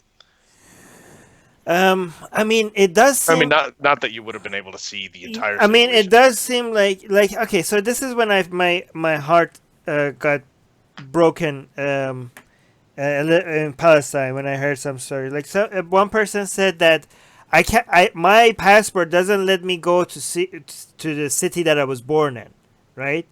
Like he was saying like I'm stuck in this very tiny area, and I have never seen the sea, and I will probably never see it, and I can't even go to I can never go to the city that I was born in ever. Like that's like how is that fair? What did I do to anybody to deserve this? Yeah. Right. So I was yeah, that's fucked up. But I mean, and a lot of people in Israel say like, yeah, that's fucked up, and this shouldn't be like. A lot of people in Israel agree with that, right? But then there's a whole bunch of other things people in Palestine say. The fact that this is fucked up is something that we agree on, right? But there's a whole bunch of other things that said that, like, yeah, I think that's not accurate. There are a lot of things that are blamed on Israel that I think was unfair. If you know the history, a lot of people on both sides seem to be stuck in the past. Like instead of this is both sides, right? I think a lot of people are instead of asking, okay, we fuck the past. This is what we're dealing with right now. How do we fix this, right? How do we deal with what we have right now? No, they all have to bring up the past. They all, mostly in Palestine actually, they all have to bring up, but they did this and we will never forget, and we did that and we never forget. In fact, this is something that I don't know if Drew is going to release or not. There was this one guy. I feel like the never forget hashtag is one of the most overrated ones. Yeah. So there was this one guy that actually this is going to come out on I think Ideas Unboxed because it was more political. It was too political for Drew's channel. So this one guy, this Palestinian, Jeremy is recording, and I'm holding the second camera. By the way, where did Drew go? Oh, this is Drew. He was frozen. There he is. He's back. Drew, do you want to tell people what we named our cameras? We had one big camera and we had a small camera. So we consulted with Armin because he was the resident expert in the theology here. But so we had our big camera, big shoulder mount, really intimidating. So we named it Dajjal, which is essentially like the Islamic Antichrist, right? The Cyclops, yeah. We talked about it in a previous podcast, yeah. And then we had a small, like more handheld camera that we had to go into some places with because they were really intimidated by the big camera, just like a DSLR type thing. And so that was a small one, and it was Magog, which I don't know the theology behind that very well. It was Gog and Magog. Yeah, Gog and Magog. Yeah. It's both biblical and Islamic, but they both were fitting to where we are. But because a lot of people don't know that, to a lot of Sunni Muslims, the Zionist regime represents Dajjal, or at least an arm of a puppet of Dajjal or something like that. So I decided to call the bigger camera Dajjal. But yeah, that was. But what was I saying? Yeah, so I had this Palestinian guy in Palestine. He comes and takes a small camera from me, and he says like, if somebody just takes away from something from you, he holds my camera.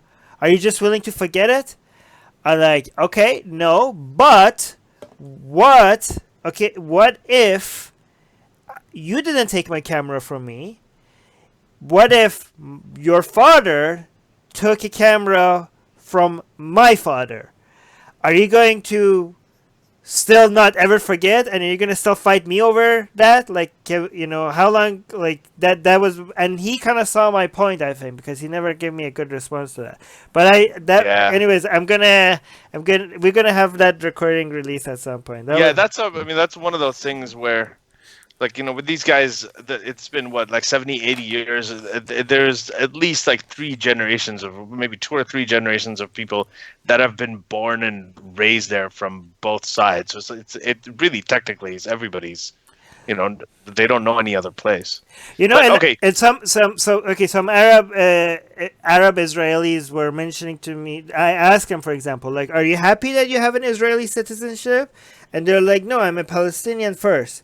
Like, so you're not happy that you're Israeli, you have Israeli citizenship. Like, no, I don't care. I'm like, okay, are you willing to give that up? And then he thought about it like, no, I'm actually, and then he said, I'm actually happy that happened. He was so he was like, no, I'm not willing to give that up.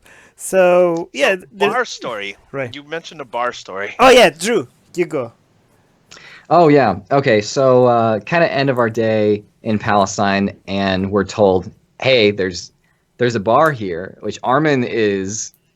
You were pretty shocked. Yeah. There was going to be a bar, and our the person like leading us around was like, yeah, I mean, yeah, there's bars. Like, I know that you think Palestine's bad, but like there's still bars, and so that was kind of funny. It was a crazy realization. So we go into the bar and find out that apparently the bar, first of all, is a place where if you like ask the taxi driver to like drop you off, they're like telling you, no, you shouldn't go there. Like, that's not a good place. That's a bad place.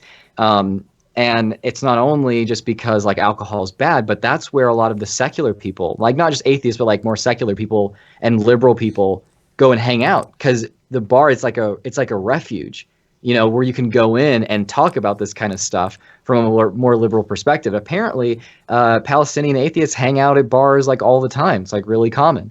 And I won't talk too much about the people that were there, just because I want to protect their privacy. But the Hazan was playing in the background when we sat, and and we're drinking, which was just amazing. And we were arguing about whatever the fuck. I recorded a video about being recognized in Palestine a few hours earlier from there, and it was honestly just really surreal, because there's kind of just like a wall around this whole place, but you go right outside of it and it's like a different culture. But when you come inside here, it's almost like, for anyone that is an ex-Christian, like in the Bible Belt, it's like going to an atheist meetup and walk in, you'd be like, what's up, fuckers? And everyone laughs, rather than being like, no, why would you say that? And you can say, oh my God, without someone telling you like, don't say that or something. So it was surreal, but I think for Armin, this was something that you were just like, you couldn't. It was almost like being in Israel all over again, because you just couldn't believe it. But there are many Arab countries that have legal alcohol. No, but Ali, it was legal, but it's just it was socially punished. Like, it's perfectly legal to do that, but no, but Ali, I think the reason why it was shocking to me, again, going back to Iran, like in Iran, they talk about Palestine as if this is the holiest of all fucking places, right? Oh, yeah. Like, this is the place that we're eventually going to go and rescue. These poor, like, Palestine is like heaven, and, it's been taken over by hell, which is Israel, and these demons are, these poor, Palestine is talked about more than heaven itself, all right? And it's talked about so much as if this is the most Islamic, most purest fucking place on earth, right? Which is being taken over by this demon or something, right? The only place that we hear more about than Palestine is Karbala, right? But and then, which also has bars apparently. So but then, so this is my whole life is in Iran, which is like very Islamic. The regime is very Islamic. We keep on talked about Palestine. We're gonna liberate Palestine one day. Blah blah blah. And then I go there in Palestine, my first day in Palestine, and they have a fucking bar. Okay, they have bar. They sell alcohol in Palestine. I'm like, they didn't tell us this earlier on, that drinking alcohol is legal apparently in fucking Palestine. Like, what the fuck? Like, this is something that if I knew in Iran, my mind would be blown. Okay. But as Drew mentioned, it still is social taboo. Like, the girl that took us to the bar, she told us that every time she comes here, the not every time, sometimes the taxi drivers are like, "Why are you going there, sister? This is not good. The people that go here are scumbags. You're drinking. That's not. Even if you buy alcohol and drink it at home, that's a sin that is just between you and God.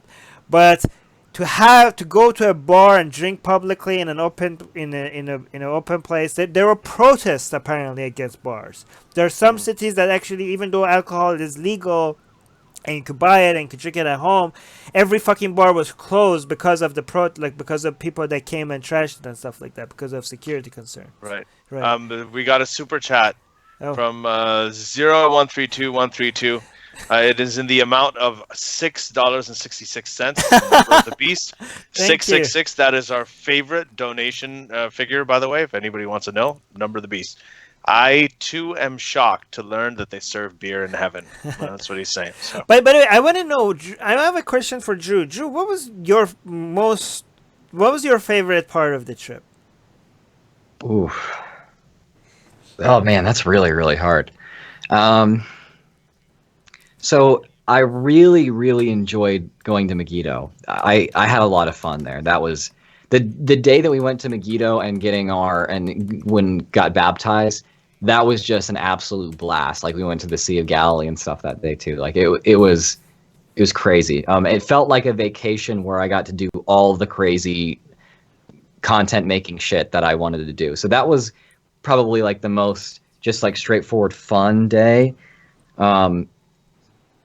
I think Palestine probably was the day. It's hard to choose between Palestine and Jerusalem, but the day when it was really like, I remember it as being like almost a life-changing experience, going to Palestine.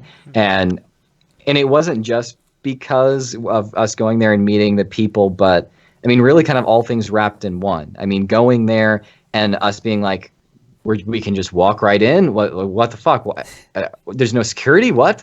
And then meeting the people. And as soon as we like got on our first bus in Palestine, like we had a guy helping us, and he's like, "Oh, come have dinner with me and my family," And it wasn't. He didn't think he didn't know we were atheists. He just was like trying to be nice and hospitable.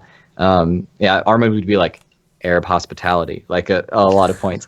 And that's how it was kind of the whole time, and talking to all these different kinds of people. But then also, I mean, we honestly had a very, very difficult time getting back into Israel and then getting back to Tel Aviv from Jerusalem, like where we came out. All of that together was very, very stressful, but it was kind of like, you fight a battle together, you go through a stressful experience together, like with people, and you become really bonded. So for me, that was like a big deal. But I don't know if that's really a crowd pleasing, like, oh, I had this crazy conversation with this Palestinian guy and my mind was blown. I mean, my mind was kind of blown by the 15-year-old boys we talked to that were super understanding and liberal, and were like, oh yeah, I watch you and Cosmic Skeptic and Rationality Rules and like all these YouTubers.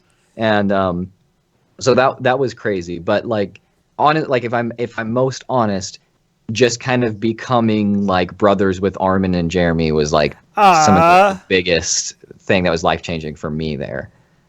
Yeah, that's awesome. That's sweet. That's good. Okay, I can't top that. Armin, what about you? What was your favorite part? Okay, Jerusalem, obviously, without doubt, hands down, Jerusalem. It's like, first of all, both Palestine and both Ramallah, ever since I became open that I'm the guy that behind Atheist Republic and that I wrote Why There's No God, I thought like, shit, there's a whole bunch of countries that are now closed off to me, right? Like, I don't know which country, like, is it like a lot of times I ask, is it safe to go to this country or that country? And people are like, yeah, I'm an atheist. It's safe for atheists to go to, like, I don't know, Jordan or Indonesia. I'm like, yeah, okay, it's safe for atheists. But is it safe for an atheist that has written a book that says why there is no God, and has started Atheist Republic, and has burned the Quran and put it on YouTube? What about that? Like, a lot of people, like, when I ask, is it safe for me to go to India? A lot of Indians were offended. They're like, yeah, it's safe. I'm an atheist. I'm in India. Atheists are safe here. I'm like, yeah, okay, I'm not talking about just being an atheist. I don't know if you've looked at what I've done, okay? So I thought a lot of, like, even normal Islamic countries where other atheists go to, I thought, like, maybe those are close to me too. But now, I feel like, no, Israel is the only country with Islamic parts, before UK becomes Islamic, I think, but that I can actually go and visit Islamic history. only because the government is not Islamic, right? So, and not only the government is not Islamic, the security is fucking up, beyond any other country. Like the level of security. Like I feel more safe in Israel than I feel in Canada because of the extra level of security there, right? So I could go into mosque, I could go into the holiest places of Islam, some of the holiest places, and I get to go there as an ex-Muslim atheist that has a career fighting Islam, and I can go there. Like, holy shit, this is my window to the Islamic world, which is in Israel, which is in Jerusalem, which is in Palestine. And I honestly, Jerusalem felt like Disneyland to me. You know how you go to Disneyland and you like, Disneyland in Tokyo, by the way, not the ones in US, but and you feel like okay, so that's obviously not the default. No, yeah, the so default. I'm glad you cleared that up. Yeah, because when I went to Tokyo, when I went to Aladdin parts of the Tokyo, I felt like, holy shit, this really feels like I'm in a different world, right? And then when I went down to the LA one, I was like, no, I don't feel it here, right? But it was they just make you feel like you step into a whole new world, right? You just feel like you entered into a dream world or something like that. I was feeling that feeling the entire time I was in the old city of Jerusalem, all right? And I felt like things had a lot of meaning. I was like, does this brick have a meaning in here? And people are like, no, that's just a fucking brick, okay? No, but I was like, I felt like there was a lot of hidden secrets everywhere that we're just passing by, and I wish there were like 10 archaeologists with us that they could just tell us every fucking thing. I just feel like I'm just passing history and stories behind every fucking thing, and I just wanted to spend like a whole fucking year there and ask questions about every fucking thing that we were saying, right? Yeah. And I just feel like we didn't have enough time, but it really, everything felt significant, and we actually did saw places. There was like a fucking hole in the wall, and we passed it, I think, a couple of times. But then somebody told us like, oh yeah, that's actually the place that Jesus touched when he had the cross on his back and he fell, and this is the part of the hole. This is the part of the wall that he touched, and this is why people cross it and they touch it every time. And by the way, it was very interesting because it was impossible for that part of the wall to be where Jesus touched, because even though everybody thought also known as the glory hole, I think. No, wait, never mind. Forget it. It's just bad. I'm just getting into your like Hail Satan mode now. No, but it was impossible because the original streets that Jesus would have had walked on were a lot lower than the streets that we were walking on that day. So for that to be the part of the wall Jesus had touched, Jesus had to be a fucking giant. Okay, so that was very interesting. That this is more in Constantine's time, where his mother kept on looking around the city, quote unquote, finding holy places. But I think she didn't find holy places. She created holy places.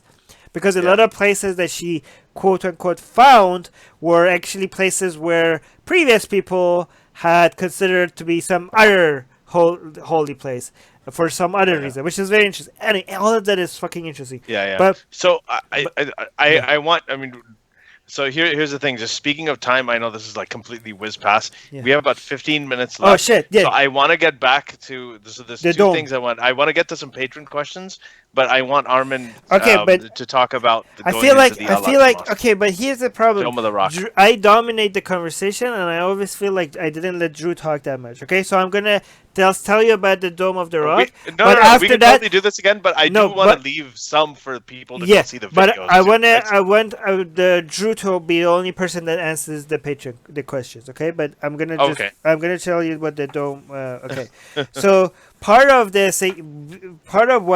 one reason why I love Jerusalem the most is because I kind of tricked my. I felt like I went into places that other people couldn't go to. Like I was like, this is the first. When I first got my Canadian passport and I saw it says Tehran there, so I was going through a phase when I was first in Canada that is this my past feeling, like I didn't want to have anything to do with Iran anymore. Like I wanted to be like, this is a new me. I'm in Canada now. I'm cutting ties with my past. So when I Right. saw my Canadian passport and it says it had a place of birth, and it says Tehran on it, I kind of was. At that point, I was very upset about it because I was like, shit, I have a Canadian passport now, and I'm still gonna carry this my being connected to Iran thing always with me. Why does this have to be in my passport? But when I went to Israel, I was very happy that I had that in my passport. The first time I went to the Dome of the Rock, but so there's certain times that tourists can go, but then it gets closed off. And when it gets closed off, the only Muslims can go. And even when the tourists can go, there are certain places that, like, you can't go inside the dome. You can't go inside the giant fucking mosque hidden under the fucking ground that I didn't know was there. Like, that mosque under the ground right there, like, is massive. Like, you could hide an entire army there. And it's like the dome is just one of the few mosques there. Like that whole entire area, there's a whole bunch of mosques there. And the dome is not even a mosque, okay? The dome itself is not a mosque, but there's a whole bunch of mosques. There's a mosque that apparently Muhammad, when he came from heaven, he took all the prophets there and all the prophets prayed with him there. There's so many stories, Ellie. So many stories. There's every single corner had a story behind it. It's so cool. But when I wanted to go there, I knew that I could get in because I could pass as a Muslim. And you go there and the Israeli police is like, no, it's closed, because I had a camera on and it looked like a tourist. They don't ask you if you're a Muslim. They just tell you it's closed, and then you tell them like, no, I can go. And like they said, are you Muslim? And I like, yes. So I lied. Sorry. So you were also Jewish, so that you could get. I don't remember what it's called. You were Jewish at one point in the same day. Yeah, I saw you be walking around with a kippah on your head too. No, beyond the kippah, I did the whole black ribbon thing. I got baptized. I got the black ribbon thing. What is that called? And I also got wuzu, Islamic and you wuzu. also recited the Quran to be able to get in the mosque. No, Armin converted to all three Abrahamic religions. So he's either going to heaven guaranteed, or he's going to all three hells, even worse. So he's either covered all his bases. Right, but let me tell you what happened. So I go to the different entrance, which is the Muslim entrance, and you have I don't know if it's the Israeli police or was it a soldier or something, all right? But you have the Israeli police.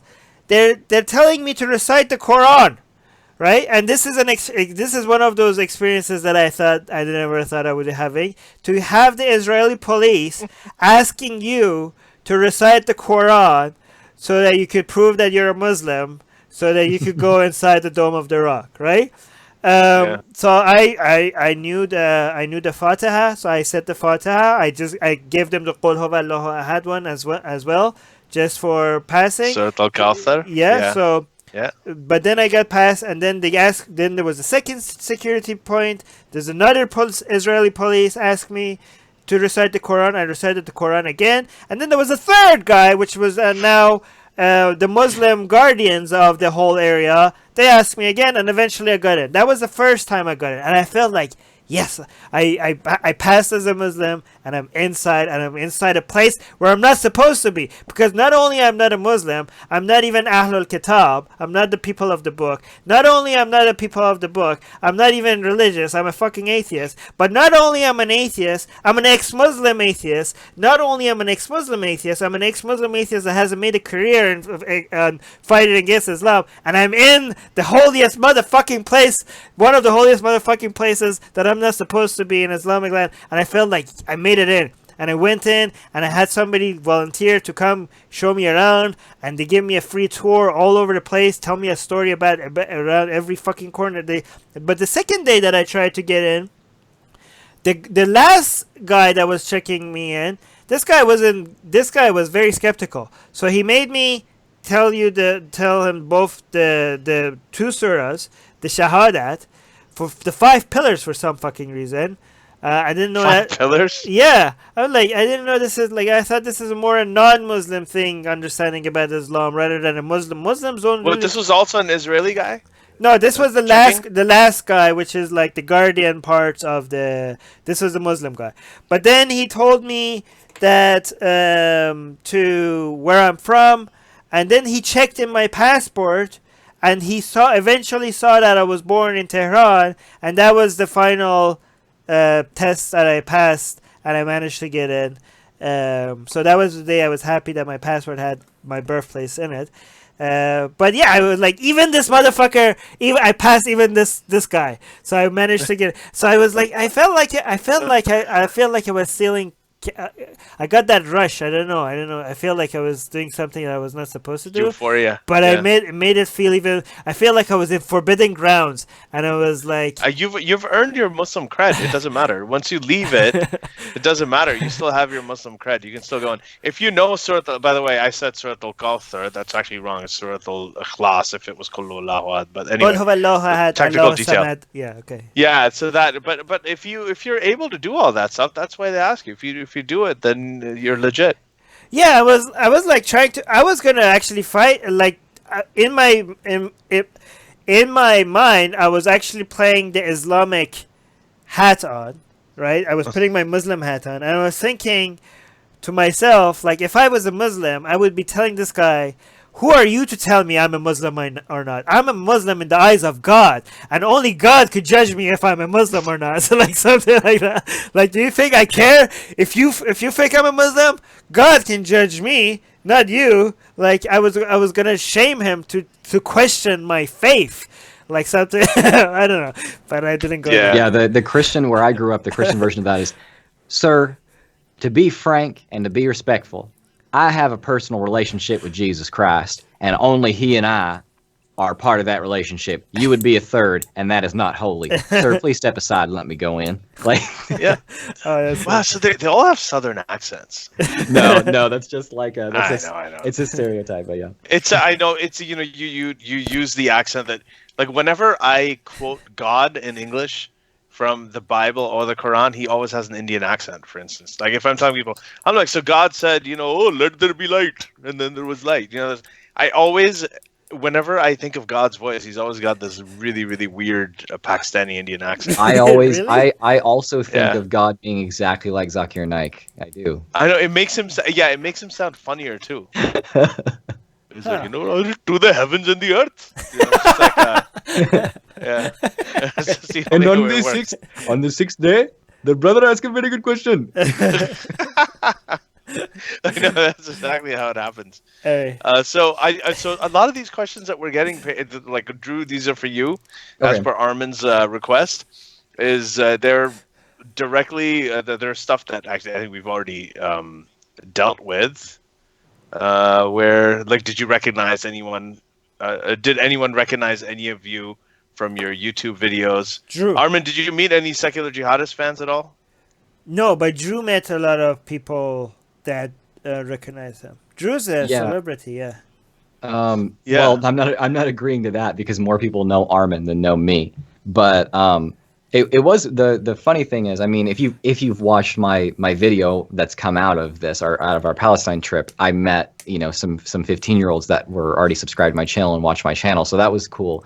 A funny little anecdote is, so Amir, the head of the Israeli Atheist Association, had, like, that Armin contacted, and he was one of our sponsors there, showed us around and everything, and helped us a lot. He didn't know who I was. He had, like, no clue.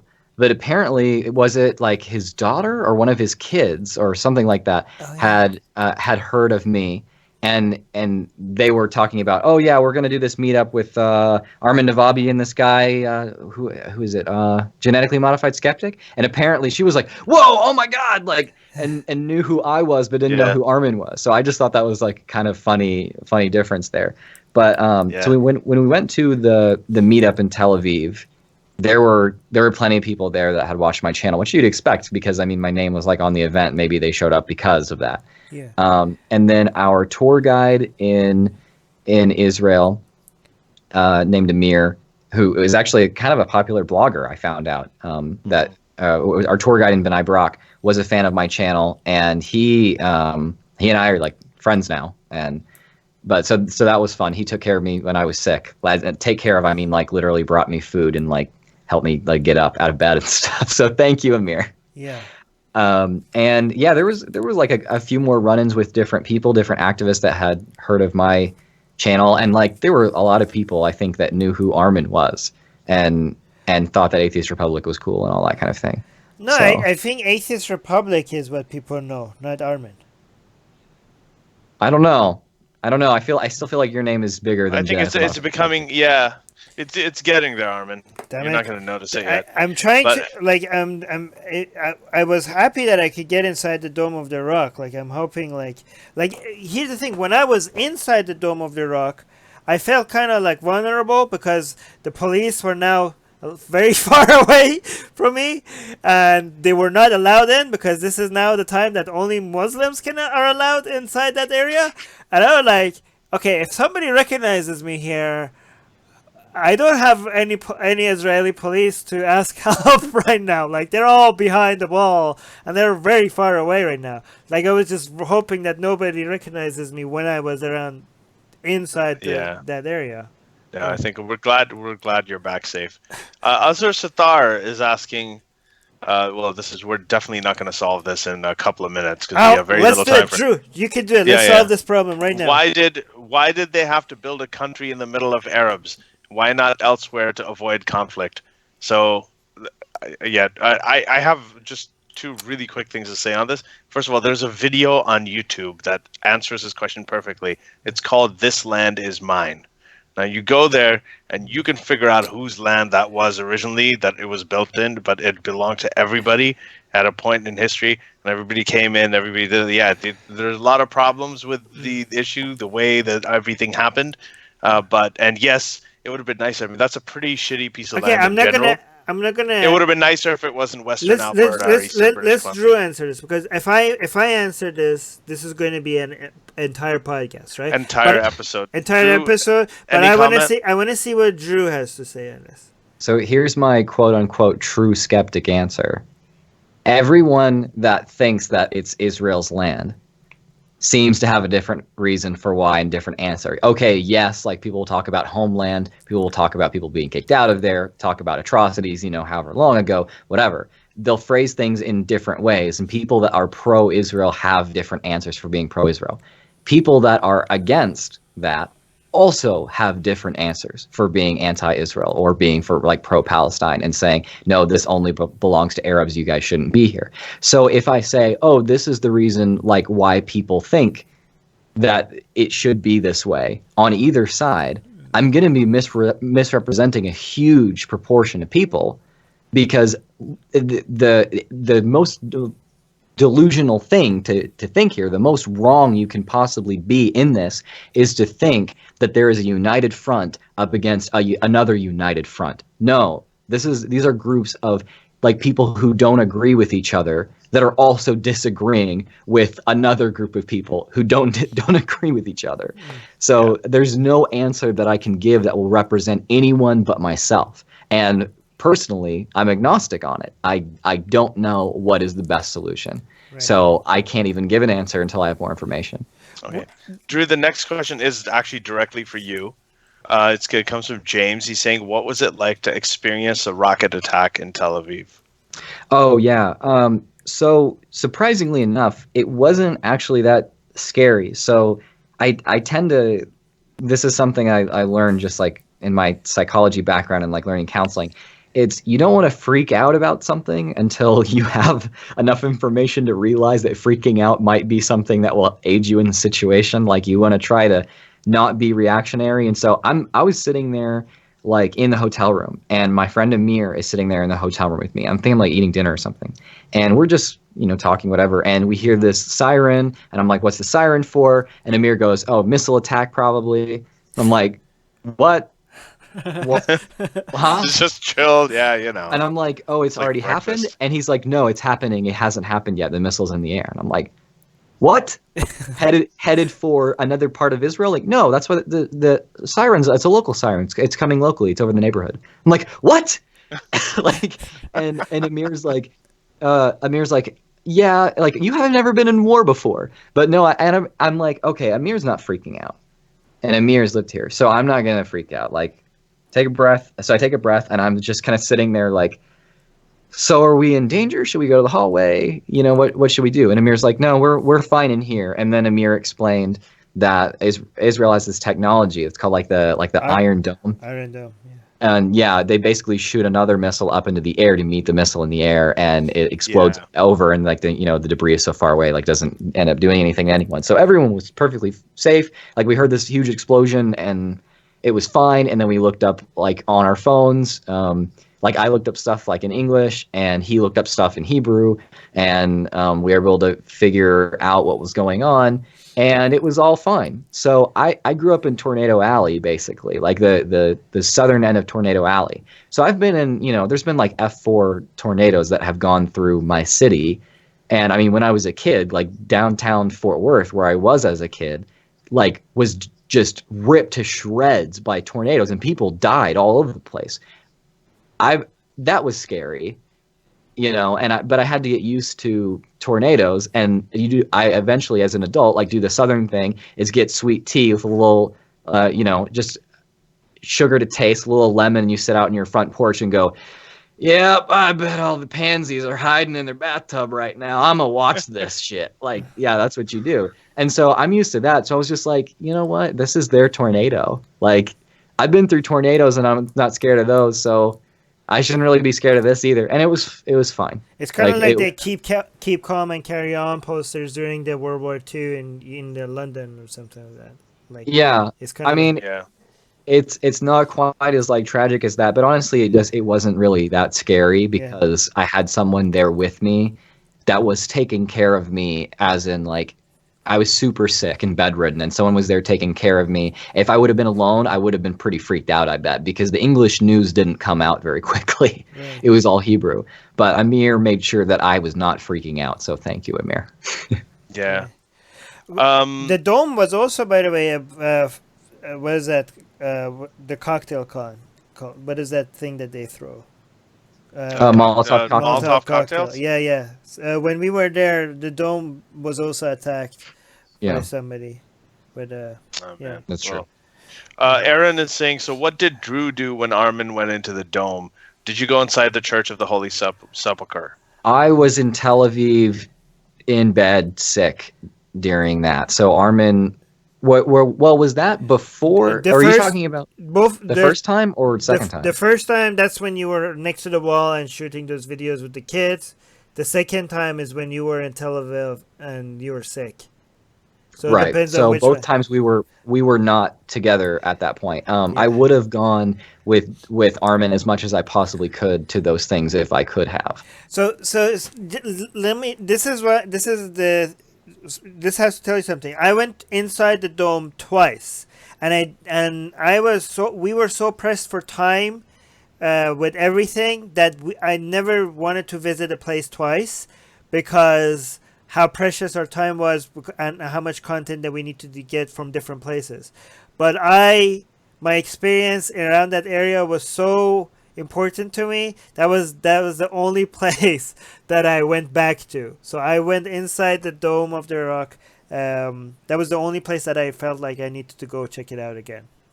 Yeah. Jerusalem was definitely not something you can cover in a day. No. Yeah, of course, you can imagine. Or a decade. Yeah. So Abdul Najid is asking, this is for the secular jihadists, are any of you guys willing to debate Sheikh Saleh Al-Fawzan in Saudi? Yeah. He's regarded as the most prominent scholar alive in the Muslim world. Well, I mean, that is debatable, but depends who you ask. But yes, all of them, we are willing to. The thing is, make they're it not happen. Really willing. If the people that are saying that, set it up. People are like, get them to agree. They're the ones who don't want to. Yeah, don't. Like all okay, these other people, we'll debate anybody. People, instead of just telling us to go ask somebody to come debate us, if you really want to see this happen, go arrange it, and I'll show up. Okay, there's not a single person that if you arrange it, that I would not show up. Drew, you as well, right? Ask them first, and then come to us. This is where we'll be fine. Drew, 0132. No. I want to see, Drew. Would you be? This is actually very interesting to me. If an Islamic scholar wants to have a debate, Drew, would you be interested in having a debate with an Islamic scholar? Because so that's interesting. The thing is that just like with my brand and my activism, I don't really do debates. I mean, I get asked to do a debate like every single day, and I just haven't done debates. Like historically, I haven't. I don't know. Like that would be an interesting opportunity, and I would want someone. Like, I would want one of you guys to be there. But I think that would be an interesting opportunity that I would at least want to be able to, if that was possible, I'd want to think about. Yeah, even and not even a debate, but just a panel I discussion. don't know. Well, okay, so if I was able to have a conversation and it wasn't supposed to be a debate, but like sitting down and talk, hell yes, of course I would. What's the difference exactly between a debate and I think The eventually expectation. Like, we're talking about a formal, like, one where everybody takes a turn and the opening statements, rebuttals. okay, fine, discussion. Yeah. If that's what your definition of a debate is, then discussion. But if in a discussion, I'm gonna push back on a lot of points. If that makes it a debate, then a debate. Yeah. Of course, yeah, that's a.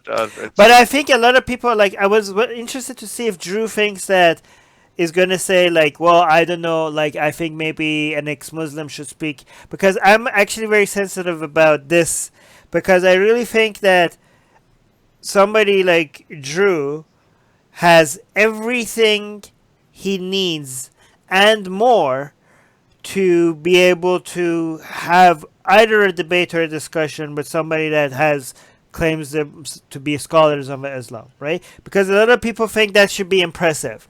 I think that just like if somebody comes and says that they're a flat earther and they have wasted their entire life with all the data on being a flat earther, I think Drew can handle that. Because at the end of the day, the only thing that you need to keep pushing for is, how do you know? How do you know Yeah, this? it's just right? burden of proof. Yeah. That's it. Right. So Yeah, no, Ultimately, I was going to say, like, Yeah. this is just being able to debate with, like, the highest scholars in Islam, or being able to, rebut the points that the most learned scholars of Islam could put up, to me seems like if you want to call yourself, it's not necessarily because of the label, but if you want to call yourself a skeptic or skeptical or an atheist, I feel like, isn't that just kind of the bare minimum? Like, you should be able to see the best arguments for Islam and be like, no. Yeah, that's the bare minimum for not believing in Islam, is seeing the best arguments and saying that they're ridiculous. Right. And they're untenable.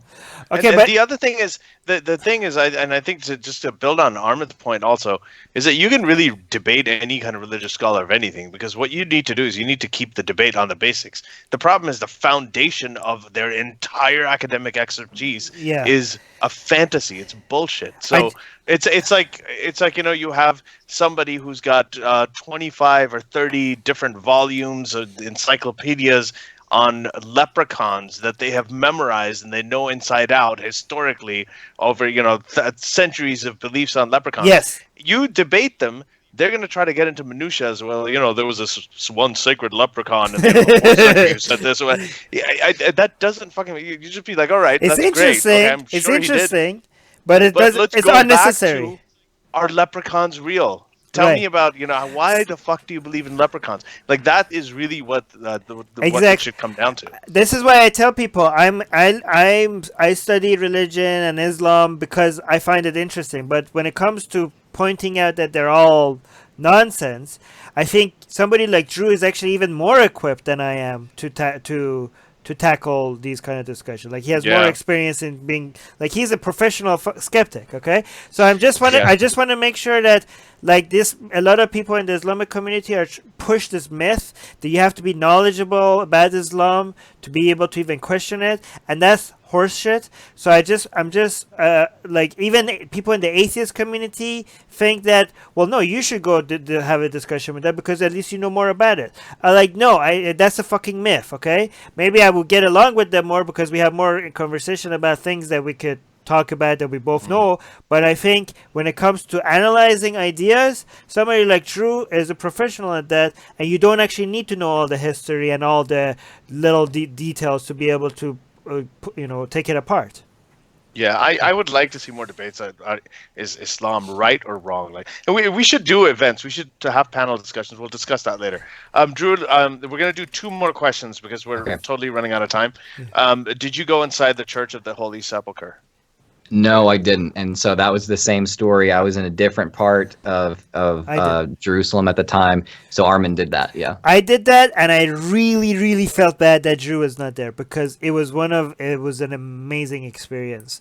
I kept on telling Drew, do you want to do like voiceover over my videos? Because I felt like, I think I mentioned, I went back to like when Jeremy was filming and we were there, like I think I mentioned Jeremy a couple of times that day that, fuck, I wish Drew was here. Because, yeah, that was inside the Church of Holy Sepulchre. That was such an amazing experience. And I had some of my best commentary when I was in there. And I can't wait for Drew to actually watch them and tell me what he thinks when he eventually sees it. So I'll say this, Armin. So first of all, I'm pretty sure that at some point we're going to end up like, and this is not like, oh, I'm spoiling something like that's in the works or something. I'm pretty sure, to be quite honest, we're going to end up going back because there's more. Okay. There's more for us to do. And I'm pretty sure I have some people that agree with me that would want to make it happen. And so, yeah, we'll probably go back at some point. I don't know if it's going to be like this year, next year, but people want us to go back already. Really? Yeah, I'll talk to you about that. Okay. I'll talk to you about that. Yeah. Oh my god, that's amazing. I'm excited now. Okay.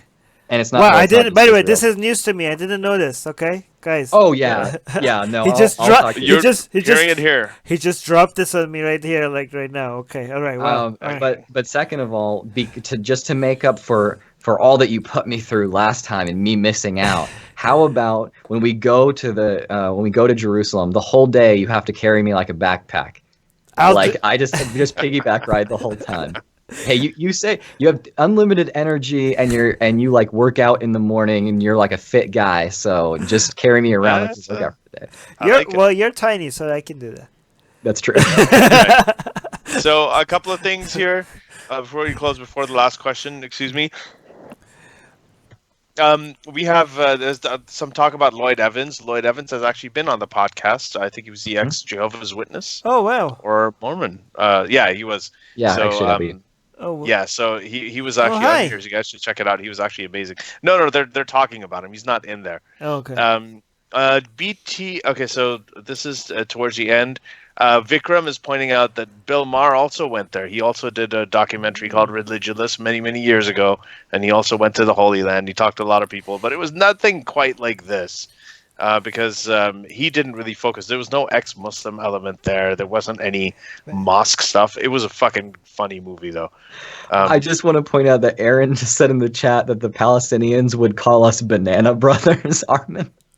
Banana Brothers? Would they? Is that like an anti-gay thing? Like, I don't know what that means. Banana Brothers? Or is it the Palestinians will call you Banana Brothers? I don't know what that means. Is it something to do with circumcision? Because aside from the food, they are both united by being very, very virulently anti-foreskin. Well, I mean, yeah, the sect that I came from and where Armin came from, it's both. Yeah, they're very pro circumcision. So yeah, if they're trying to make that joke, then sorry, you can't make that joke about us there. Right. Okay, so. That was our own interpretation of it. Okay, last question. BTD in Games is saying, I really want to get involved in this kind of activism, but I don't know how to. Any advice, secular jihadists? And then he's also asking secular jihadists, do you guys do internships? What do you do, BTD Games? Like, write to us at secularjihadists@gmail.com and let us know what you have in mind. Yeah. But as for getting involved in this kind of activism, let's just do a quick round. Everybody would talk about advice for people who want to get involved in this kind of activism, and then we can chat. We can close. Yeah. Should I start off? Yeah, you go. Yeah, first. please do. So people think that getting involved in this kind of activism is like, oh, someone like, the gates open and you're able to actually like have a phone call with Armin Navabi and he connects you to even higher up people that make you an act. No, like that. The way that I've seen every single successful activist in here, and successful, I mean, has made a difference, which doesn't matter like your followers or whatever the fuck. Like you just make a difference, you're a successful activist.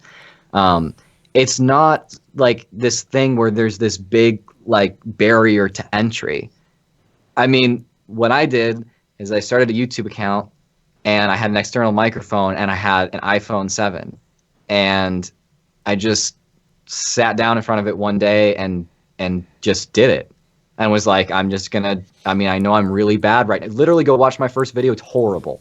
Like, just watch how they just get better progressively over time.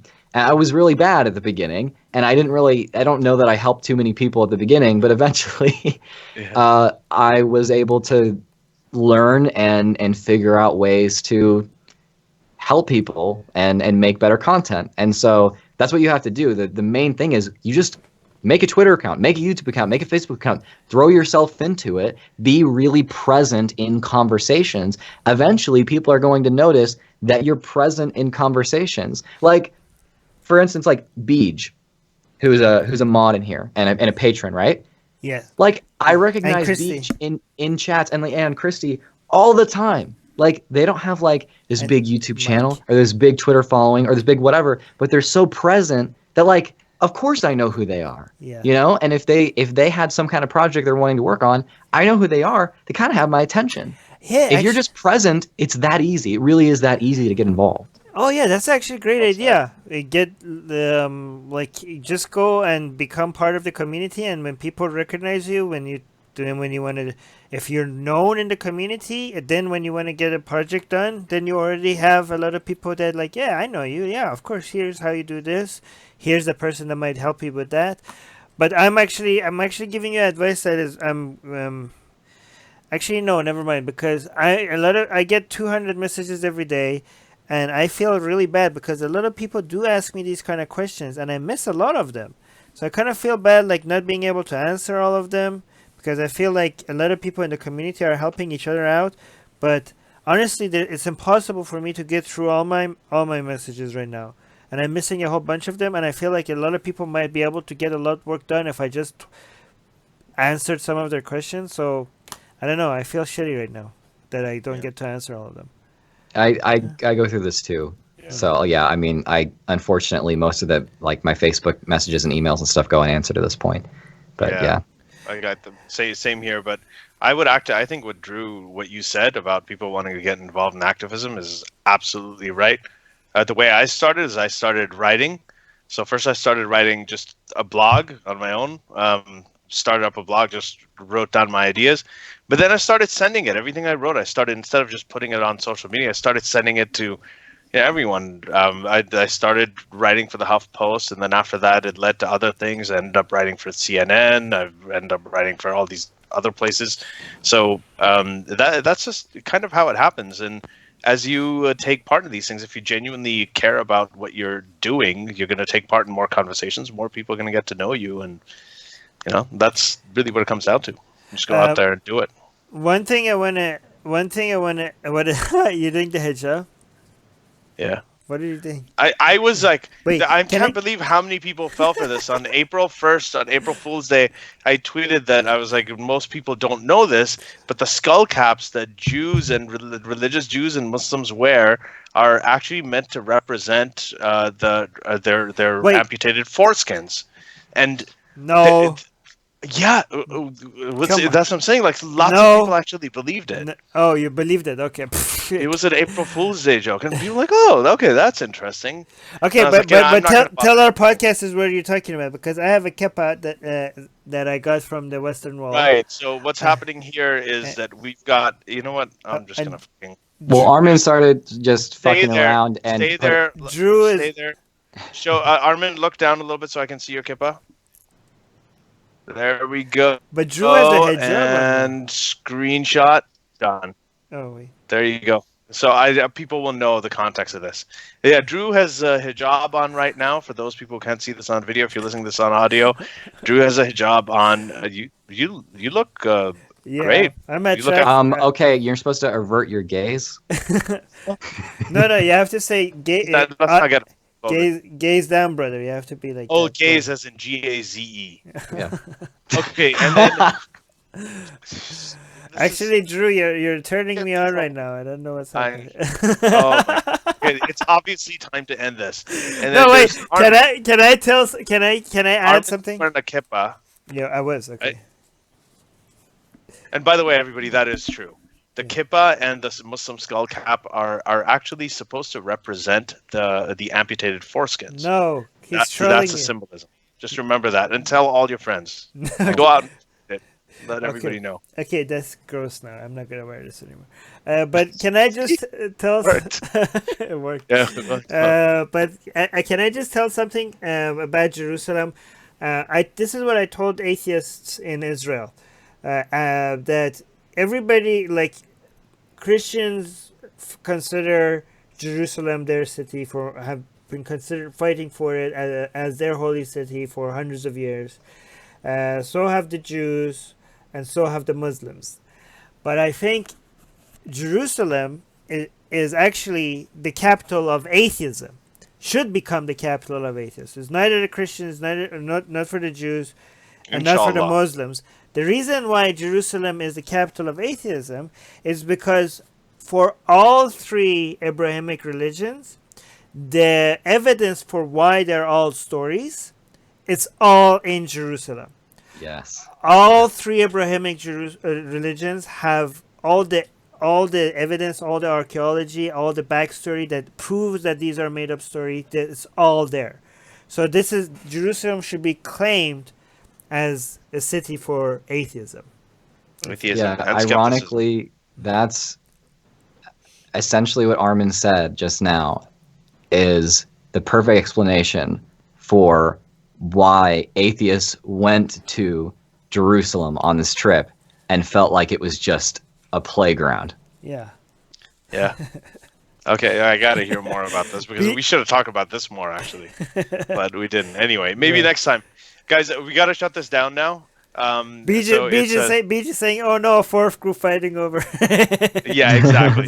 So now, now we have a fourth group fighting over. Good call. Yeah. So, this is basically just a teaser, and now you guys can go to the channels Genetically Modified Skeptic on YouTube, and Armin Navabi's Ideas Unboxed.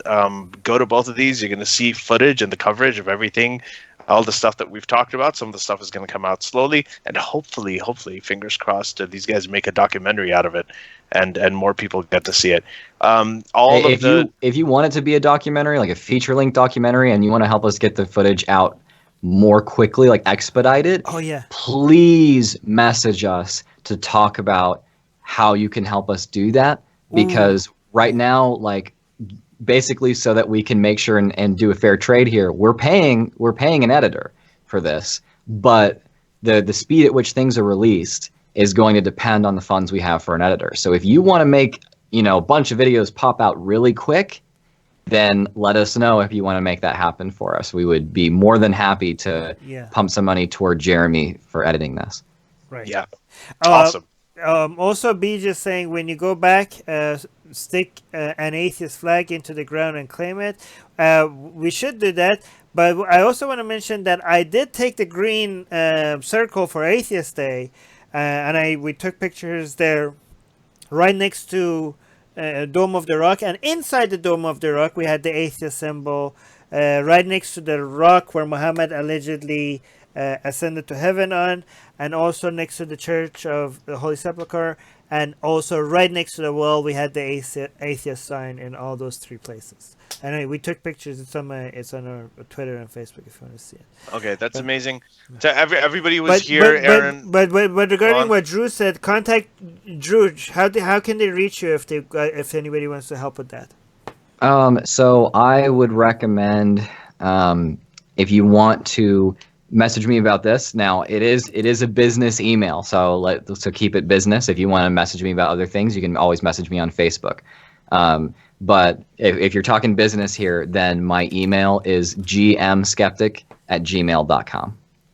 Perfect. All right, great. And for us, it's secularjihadists@gmail.com. So please, message us. Everybody who's here in the audience who listened to this, there's a lot of support for the documentary, by the way. Everybody's saying documentary. Beej, Zero, Mars, Aaron, James, Intrepid, Arabic 7 Boy. These are too many to read. BTDN Games, Punjabi Freethinker, Maureen, Muscal, all of you guys. So everybody, I can't read out everybody. But thank you for your questions. Thank you for the conversation. Thank you for tuning in. Yes. Like, this has been a blast of an episode. I absolutely love this. This was a lot of fun. Absolutely. So, yeah, Drew, hopefully you're going to see more of Drew come on here again. So, by the way, I just want to say one last thing about Drew's channel, Genetically Modified Skeptic. I do feel like so Drew could have his channel was already blowing up, not in an Allahu Akbar way. He was just growing very fast, and he was already doing well, and he could have played it very safe. Okay. And he was already succeeding with his channel, even if he didn't touch some of the stuff that he didn't need to go into, okay? But he decided to go support ex-Muslims. I just recently saw his Sharif Jabber video. He touched on topics that were taboo not among other people, but even among his own fans. He lost a lot of followers for it when he didn't need to, but he decided to cover these topics just because he felt it's important, even though he was losing people from his community for it, right? He thought that these things matter. I don't care if other people are not talking about it. I'm going to talk about it, right?